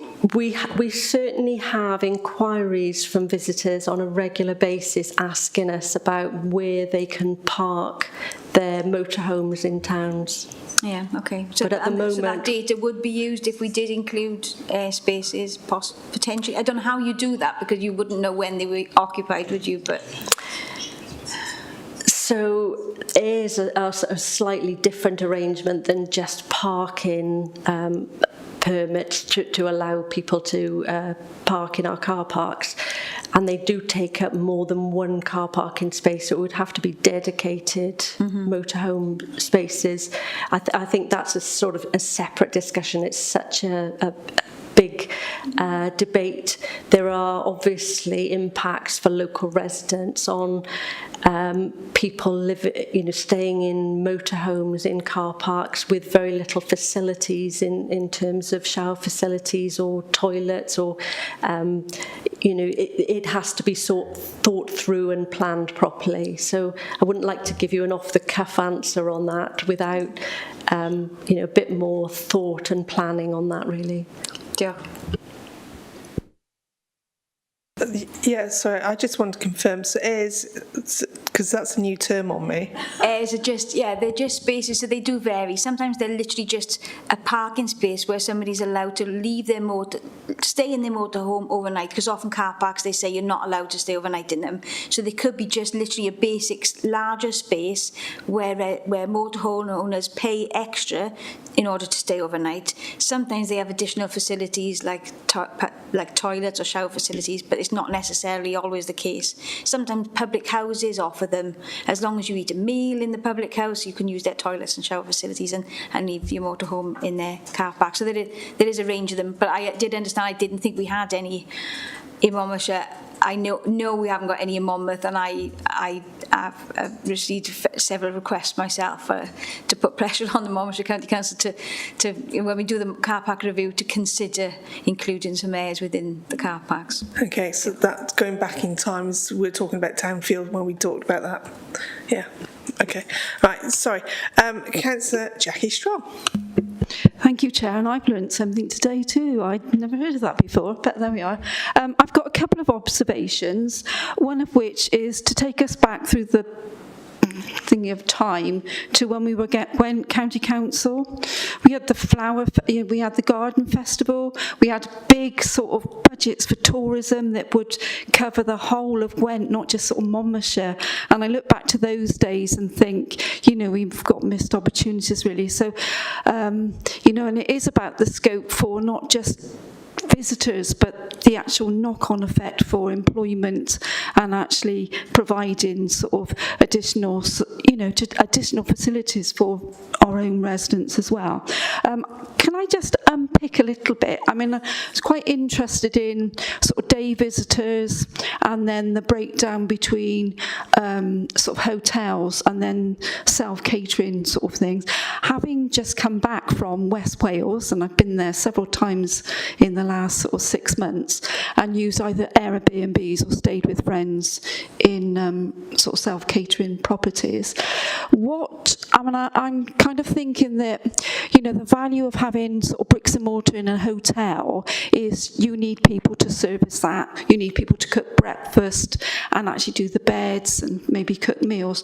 So the disadvantage of Airbnbs and smaller sort of self-catering units is it's usually probably just people self-employed that are just doing that little bit of work to keep the property going and ticking over, really. So what is the kind of breakdown with that, and what is the impact of that overall for people coming in? I also wanted to sort of think about how we could use the Monmouthshire County Council website for sort of greater promotion of events that are going on in the county. I don't think we do that enough. I think we need to be able to look at a calendar and sort of say, well, it's whatever date it is today, the 7th of November, what is happening in our locality, and that would be interesting. We can sort of spread the word in that way. So I don't know whether I'm really interested in coming back to committee and actually hearing more about the visitor experience, and actually us as residents of Monmouthshire having sort of day trips within the county as well. So really interesting report, and I've really enjoyed it. Bit stuck on all the maths and all the percentages, but really interesting sort of report to look at and to think about, so thanks. Okay, thank you. So is there a question in there I missed? Sorry, it's a bit about how the makeup of Airbnbs and the percentages and the impact overall for tourism, really, and employment. Thank you. Okay, so serviced accommodation is the most valuable type of accommodation. As you've already pointed out, they support more jobs, and they deliver the highest of all value of all tourism. But we haven't got as much as that of it. So although we self-catering accommodation, which includes Airbnb, for example, although that has a lower value than serviced accommodation, we've got more of it, and our planning policies support it better. We've got limited locations that we can build hotels in. So the reality is that the majority of our tourism revenue is delivered by the self-catering sector, and that is what's been driving our growth. That's the sector that's recovered best after the pandemic as well. So in terms of value to Monmouthshire, that has been of more value to us pre and post-pandemic. Does that answer your question? Yeah, that's really interesting, and I'm, having that on screen, and the pandemic seems as though it's only yesterday, but also years. It just brings it back that how little people were moving about, and it's good to see that most sort of sectors have started to recover, and actually to provide some sort of growth and sort of value to residents. And I'm also just going off on a bit of a tangent. The more people that we can get to visit Monmouthshire, maybe some of those people will think, well, this would be a really nice place to buy a house, to settle with my family, quality of life, and actually bring those skills and knowledge to the county. So, yeah, thanks for that. And we know that does happen, and it also happens with inward investment. So we know that there is a very close link between business events and inward investment, so that people come here to a place that they like for a conference. Those places, like destinations like ourselves, we organise partner programmes. We get those conference delegates out and about in the area while they're here. We know that when they're making decisions about where they're going to invest in a new business, that very often they will look favourably on those destinations where they've been to, where they visited, either on a leisure visit, but mostly the link is between business events. So, yeah, getting them to see the area and experience it is a really good way to encourage investment. The other question that you posed, or statement that you made, was about the events and promotion of the events. So all of that information is on the Visit Monmouthshire website. So there's a calendar of events on there, so you can look at what's on this week, what's on next week, what's on next month, what's on next year. So all of the destination events, across the whole of the county will be on there, and that's free for any event organisers to add their own information to, which they do. Okay, thank you. Councillor Brown, I have seen your hand, don't worry, Councillor Dimmock. So Councillor Brown?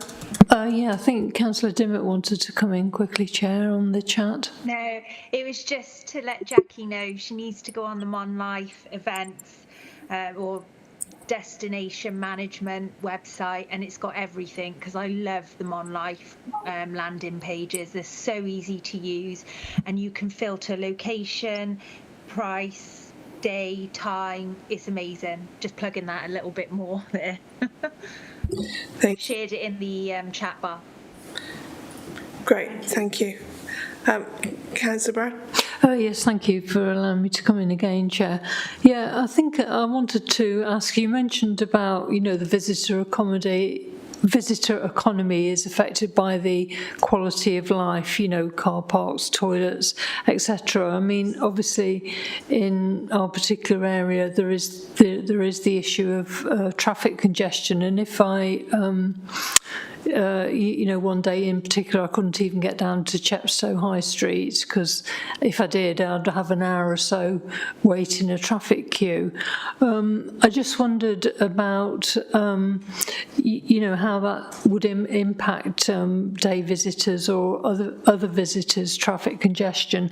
And when I go into, if I go, on occasions I like to go into Bristol, but I prefer to go by a park and ride system rather than have to put up with traffic congestion, which I have enough of already. And obviously there aren't the park and ride facilities in Monmouthshire, and I don't know how they could be developed. But I think that would actually improve things. And the other question I got was about contacting bus and tour operators so that they organise trips to go to Monmouthshire and to different locations. And I just wondered how much liaison there was with bus companies as well, talking about park and ride and bus companies. Thank you.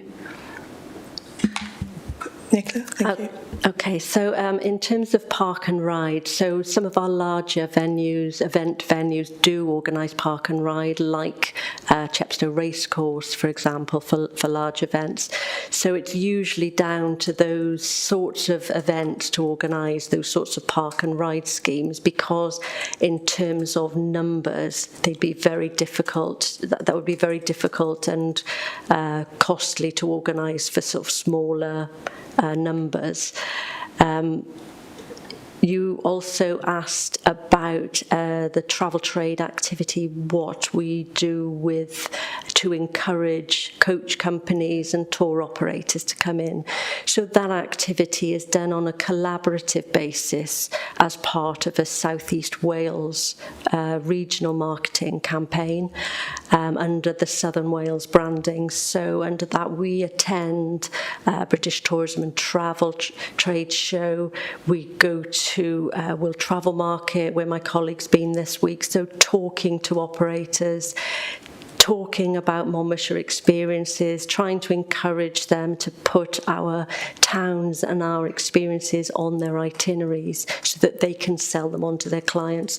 We listen to what they're looking for and we try and match make with the products and experiences we have on offer in the destination. But we definitely see the importance of that sort of marketing, which is very much based on developing relationships with operators rather than any sort of digital marketing, and nurturing those relationships, because that type of visitor will turn up regardless of the weather. They've already booked onto a tour or a trip, so they come whatever the weather, and they're really good for helping operators to manage their income across the year and to manage visitor flows and patterns as well. So really important markets, and yes, we work with those operators on a regular basis, but primarily through a regional collaborative partnership. So you don't have specific Visit Monmouthshire books or anything, booklets or anything? You do? Yeah, we absolutely do. So we've in fact, we do have a group travel guide, which has recently been updated, and that can be downloaded from the Visit Monmouthshire website from the groups page. So that's there. Thank you. Okay, Nicola, I have got a few questions. I wait to the end, and everybody's stolen all my thunder. Good for them. It's almost a quiz now to see what's missed. In reference to, I've learned an awful lot, so thank you ever so much for the report. And the figures are very, very interesting and quite stark. So it proves how important tourism is to Monmouthshire, and I don't think that's any surprise to any of us. And certainly for my ward and on Monmouth, our town, and also all the other towns. One of the thoughts I had, when you said about visitor yield, and you were talking about price, is that price per head per day on visit Because if it is, that seems quite an awful lot of money to me. Or is that including their overnight stay and stuff like that? You also talked about a lot today about the squeeze on self-catering profits from people being able to stay, and obviously they're being very careful with their money, so they're price orientated, and yet at the same time the need for our self-catering. And I'm wondering, and we're talking about the 182 night stay, what can we do, and is there anything in your possible recommendations to take forward in further consideration within our council to help that? And is there any form, do you think, of perhaps lowering that night stay? And my final question is, how does this affect the RLDP? Have you put forward any thoughts into that? That might be something for the Cabinet member, but I'll leave that to you all for the moment, please. Thank you, Chair. So I reported on two separate things in this report. One was economic impact per visitor, which is visitor yield, and economic impact per visitor day. So for economic impact per visitor, which the average was £144, that ranges from day visitors who contribute £42.79 compared with staying visitors who contribute £439. And those amounts for the staying visitors would include their overnight accommodation. Does that help? Yeah, so is that per day, per 24 hours? No, that's for the visitor's whole visit. Right, so a day visitor will spend £42 or £43, yes, and an overnight stay visitor. A staying visitor will spend £439. These are averages, so. But that's not a day. No, so the daily rate was, if you just bear with me. So the economic impact per visitor day, the average is £93.43. So that's across all types of visitors. And that would include accommodation for those visitors who are staying overnight. Okay, thank you. Does that make sense? It does. And of course that could be relevant in the fact it could be a family of 4, and therefore that price would be multiplied up. Exactly. Okay, right. The second question related to the 182-day occupancy rate. Yeah. So in my opinion, that is too high, and that is going to be very challenging for our self-catering accommodation to achieve, which will in turn limit growth in economic impact in future if those businesses don't survive. It will also limit our opportunities to generate revenue via the visitor levy, which is on overnight stays. So, there's a lot to think about there, but yeah, so for my take from that then, in effect, what we're actually doing is squashing our tourism completely by doing that. Well, perhaps that's too harsh, but it's squashing it, it's squeezing it, so people are not going to continue being self-catering properties, and therefore our tourism business and improvement in our economic is not going to grow as we'd like. Is that fair? Am I understanding that correctly? Yes, there's certainly a risk. We don't know the size of that risk, but certainly from the feedback that I receive from self-catering operators on a regular basis is that they're really struggling. And the thing that they're most struggling with is that 182-day occupancy threshold.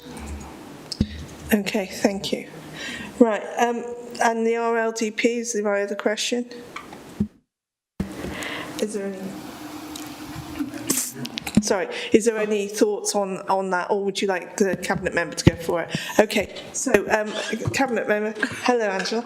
Would you like to answer any or all of any of the stuff you've heard this afternoon? I said tonight, it felt like tonight. We've sat with Nicola and we've been through this, and it's a fantastic report, and I think there is just so much positivity for the future for Monmouthshire. There's so much good news in there that we're hoping to build on. Sorry if I wasn't close then. So as regarding the LDP, we've had this discussion with Paul Griffiths and Nicola, and obviously we're open to any sort of approaches from tourist operators. We will work with them, we will encourage them to come to Monmouthshire.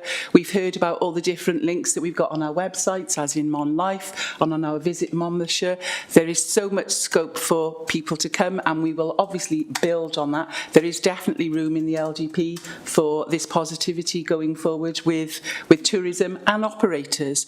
Does that sort of answer your question? It does, but sorry to be devil's advocate. Go on. I do apologise. I might be causing trouble again.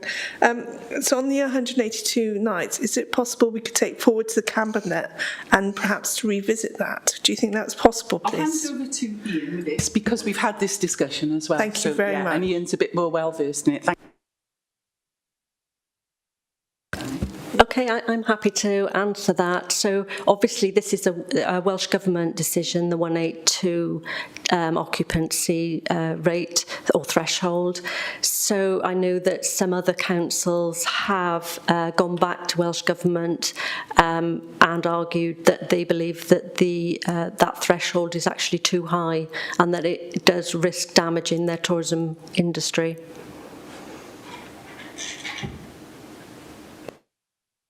Okay, so hopefully things are working in the background. Councillor Brown. Yeah, I just wondered what feedback those councils had got from that, and whether this committee wanted to actually make a recommendation on behalf of the self-catering people, obviously with the input of officers on your response from the self-catering section, as to give feedback to the Welsh Government to say perhaps could could this be revisited for our area? So you're suggesting this committee writes a letter to the Welsh Government in reference to... I mean, obviously, with the support of officers and their feedback from the self-catering that sounds a brilliant businesses. idea. But, I mean, I don't know whether the officers would think that would be sensible or not, and I'll wait to hear from them. Yeah, I personally think it's a good idea, but let's be guided by them.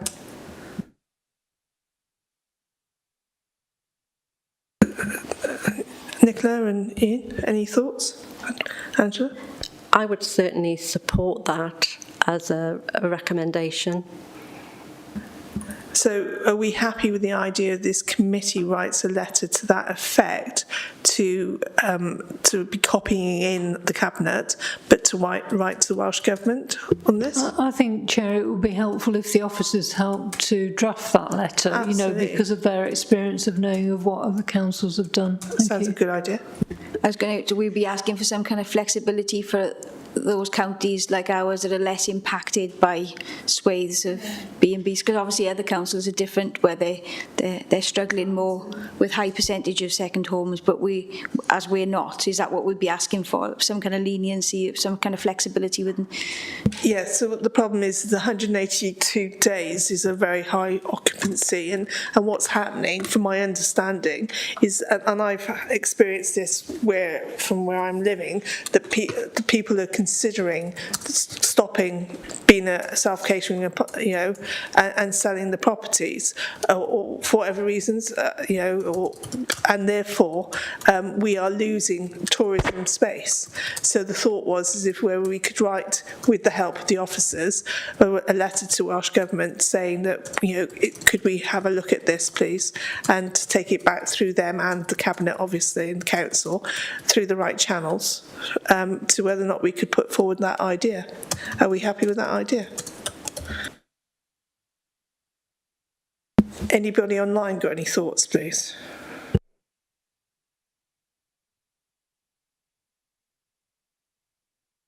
Laura?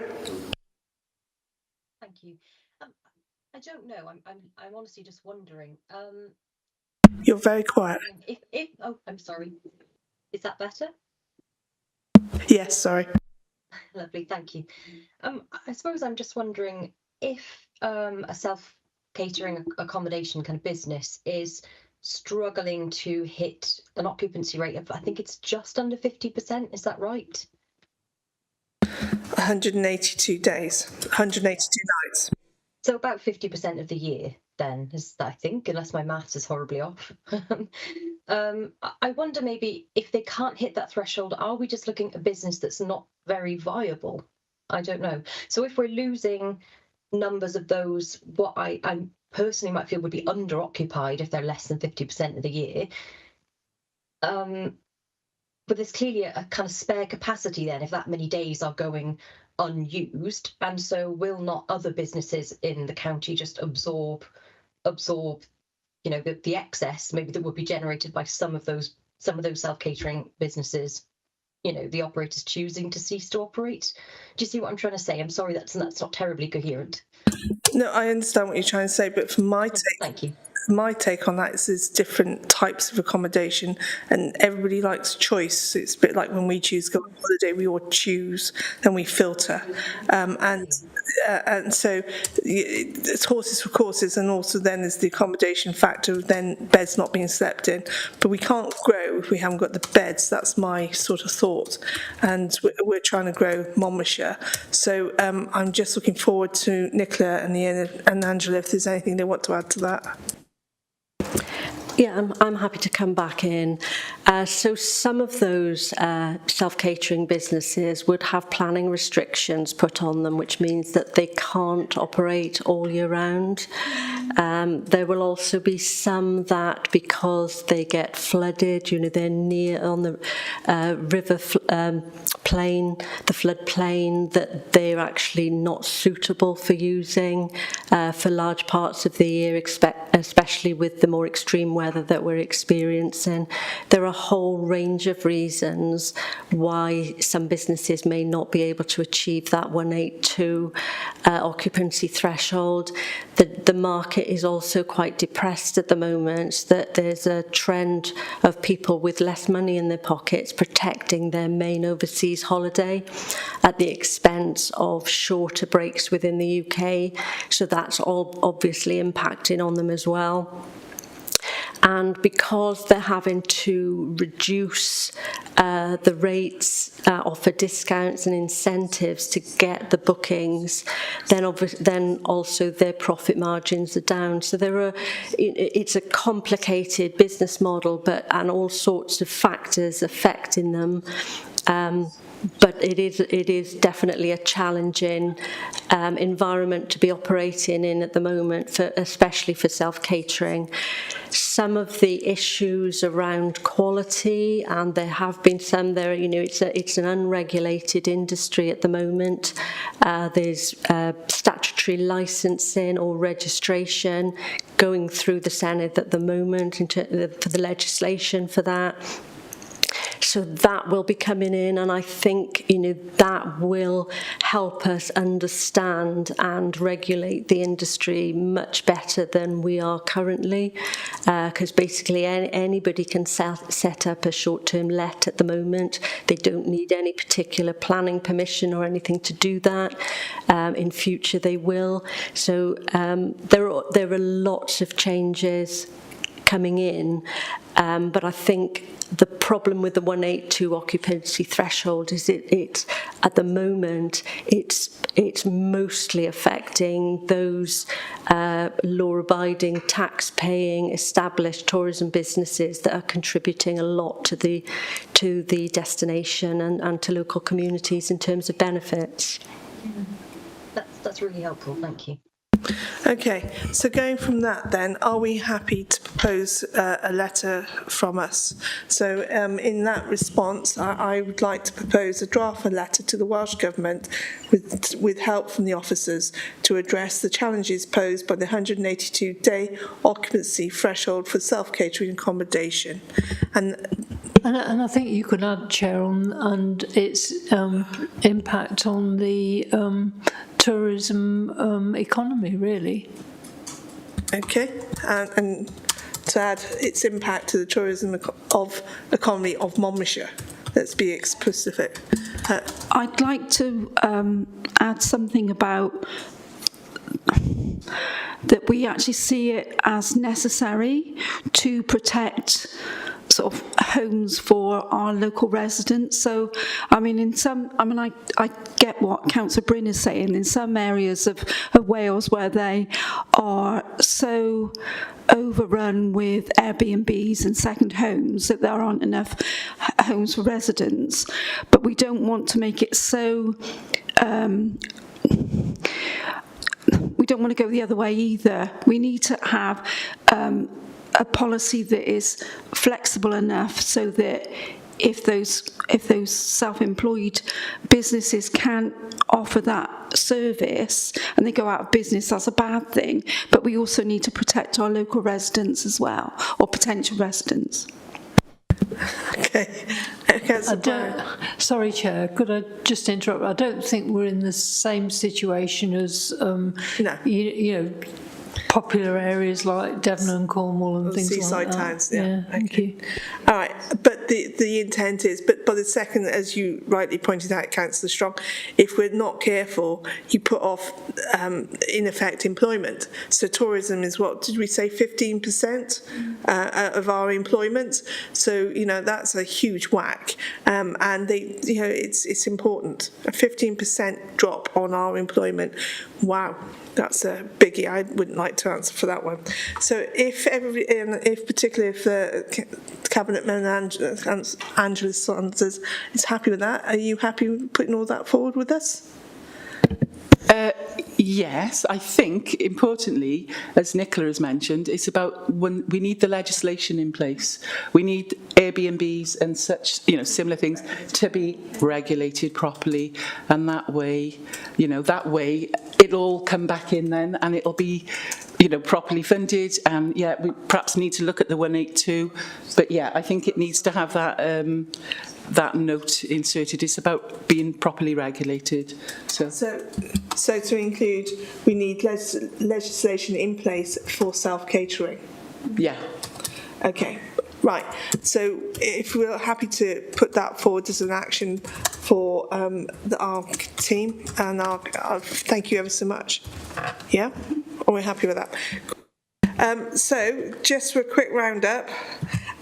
From Louise, we had how do we increase private self-catering accommodation question in request about impact on by tax and traffic organ congestion and park and ride.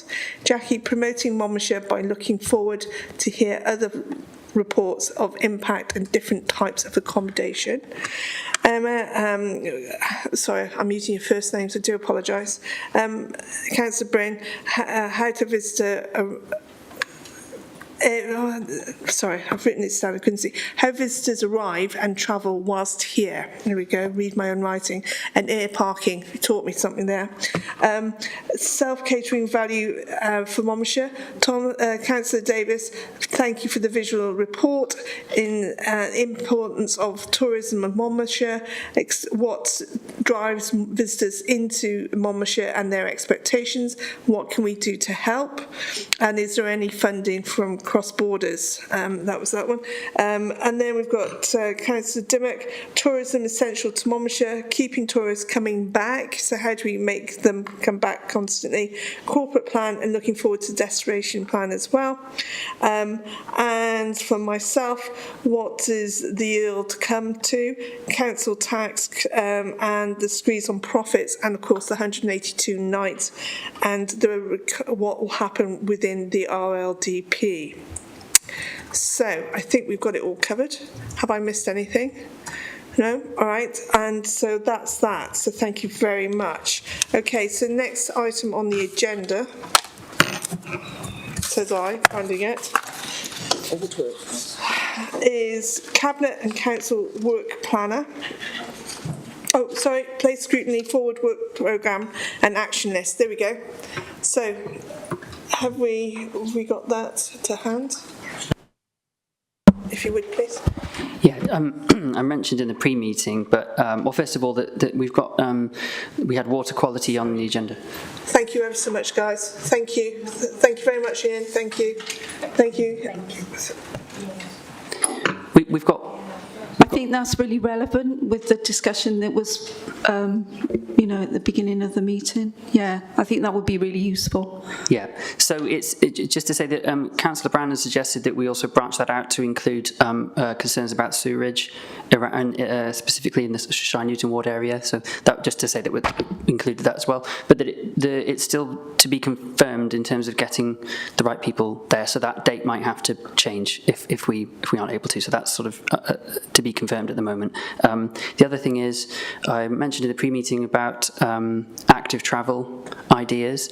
I'm just thinking, Chair, now that some people aren't here, would it be better if I were to email tomorrow about that and for people to email their suggestions? But in essence, it was about needing to look at active travel, but to try to get a bit of suggestions from members as to specific points of interest, because it's such a broad topic for us to focus on, but to try to then get something programmed in the new year.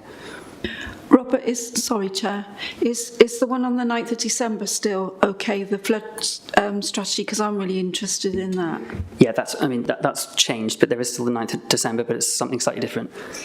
Yeah, basically, no. Basically, it's delayed. In the spring, we'll have the flood management strategy.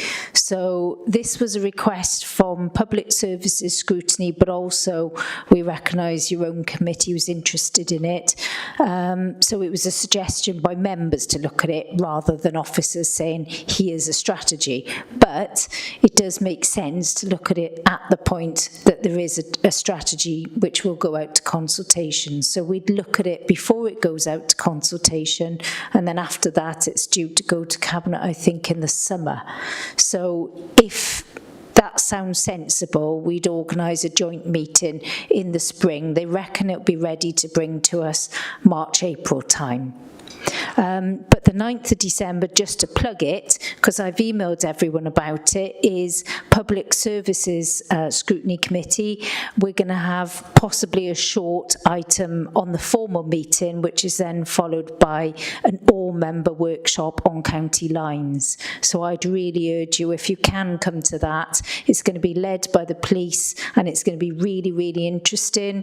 It'll cover modern-day slavery aspects as well, and exploitation, and it's taken a long time to get it organised. So if I could just plug that. I am a bit concerned, given the rising sort of, the nature of sort of floods around Monmouthshire and the sort of local, the couple of incidents that we've had sort of more recently, that it won't be till the spring and then the summer. We've been waiting for this for quite a long time, really, and I want to be able to go back and tell, particularly residents of some of the roads in my ward, what the strategy is and what we're planning to do about it. So, if we could have it early spring, I'd be happier. Thanks. Yeah, I have told officers that this has been something that's been on our work programme for some time. It's also in the corporate plan that it would be looked at by scrutiny committees, one or another, or jointly, and I've pressed that. So I think they're intending to bring it to us in March, because there'll be a cabinet decision after that. So I'll urge them that we've discussed it today and that we want to bring it as soon as possible. Councillor Brown? I think there's quite a few sort of with no specific date later on about placemaking plans, but it didn't seem to include the Chepstow one, and I just wondered whether that could be included. I don't know what stage that's reached or anything, but it would be useful to include that if possible. Yeah, so just to say, I've subsequently added that in, and I have asked for a further update as to when to expect the placemaking plans, because originally, well, as of last, we heard it was going to be potentially, at the start of the new year, not say springtime. So I've asked if there's any firmer details on timelines, so we can look at which dates we can program that into. So I'm waiting to hear back, but I'll obviously let you all know if I hear anything before the next meeting. Thank you. So it can be added in then, can it? And the other question I got, Chair, was about there was this petition on the night shelter with regard to Monmouth, and as a result of the cabinet meeting the other day, there's a recognition of working together with the Churches Together housing group in Monmouth, and I think it might be useful. I don't know what stage it would be useful to bring a report back, but I think it would be, as a future report, it might be worth putting that down. Okay, apparently it's been added and will be chased. Okay, thank you. Thank you, Chair. I just want to sort of add on a little bit to the placemaking plans. I'm really aware of our intention in Monmouthshire becoming an age-friendly, inclusive county. That surely has to have some impact in some of the decision making, in the placemaking sort of discussions that are going on. And I wonder if we could have an officer to Scrutiny to actually give us a presentation on what that might look like. Would that be helpful? That is a great idea. Robert's thinking. But just to say that, yes, we'll add that to the scope of the inquiry. Thanks, Lisa. Can I make a suggestion on that? Thank you, Jackie, for bringing that forward. Could we invite community and town councils maybe to that presentation, or make them aware? Sounds like a plan to me. Yeah, why not? Let's invite them. Because there's no point in having all these plans if we don't actually have that bit of the jigsaw in them, really. So, yeah, thank you. Thanks for your support. All right, so I'm really conscious, the other thing I'm really conscious about, and I said this in the pre-meet, is that Monmouthshire is a big place. Well, it seems to be to me. So is there anything anybody else has got burning in their wards, whatever, that in their areas, that would like to be brought to place, and encourage the residents to come and talk to us, because it gives them a forum and it's public and it's then documented. So if there's anything we want brought forward, guys, if there's things that are happening that you want, people are upset by and they want to talk about it, please encourage them to come to speak to us. So yeah, I hope you all agree with that, really. Yeah? Thank you, Chair. Okay, so next item is Cabinet and Council Work Planner. It's just there for information, really. For information, and confirm the minutes of the meeting held on the 10th of October. So are we happy to confirm the minutes? Oh, it's still on. Yeah, I would just add, Councillor Brown's already noted a correction that needs to be made, and that's been made, or two corrections actually. So just to note that I've taken those on. Okay, so do we need a proposer? Yeah. Okay. Councillor Strong will propose, and you'd like to second? I'll happily do it, but I don't know if I'm allowed to sometimes. I'll second it if you like. Thank you. Okay, all in favour? Okay, that's everybody, I think. Thank you very much. Okay, now that leaves us on to the final item, number 9, next meeting, 5th of December, and it's not 10 a.m, guys, it's 2 p.m. Okay, typing error. So thank you ever so much for everybody's input. Thank you very much to the officers. I think they skittled out rather quickly there and they didn't need to. They've done a lot of work today. So thank you ever so much, everybody. Thank you. And thank you very much to the MOD for attending and our residents. Cheers. Thank you. Take care. Thank you.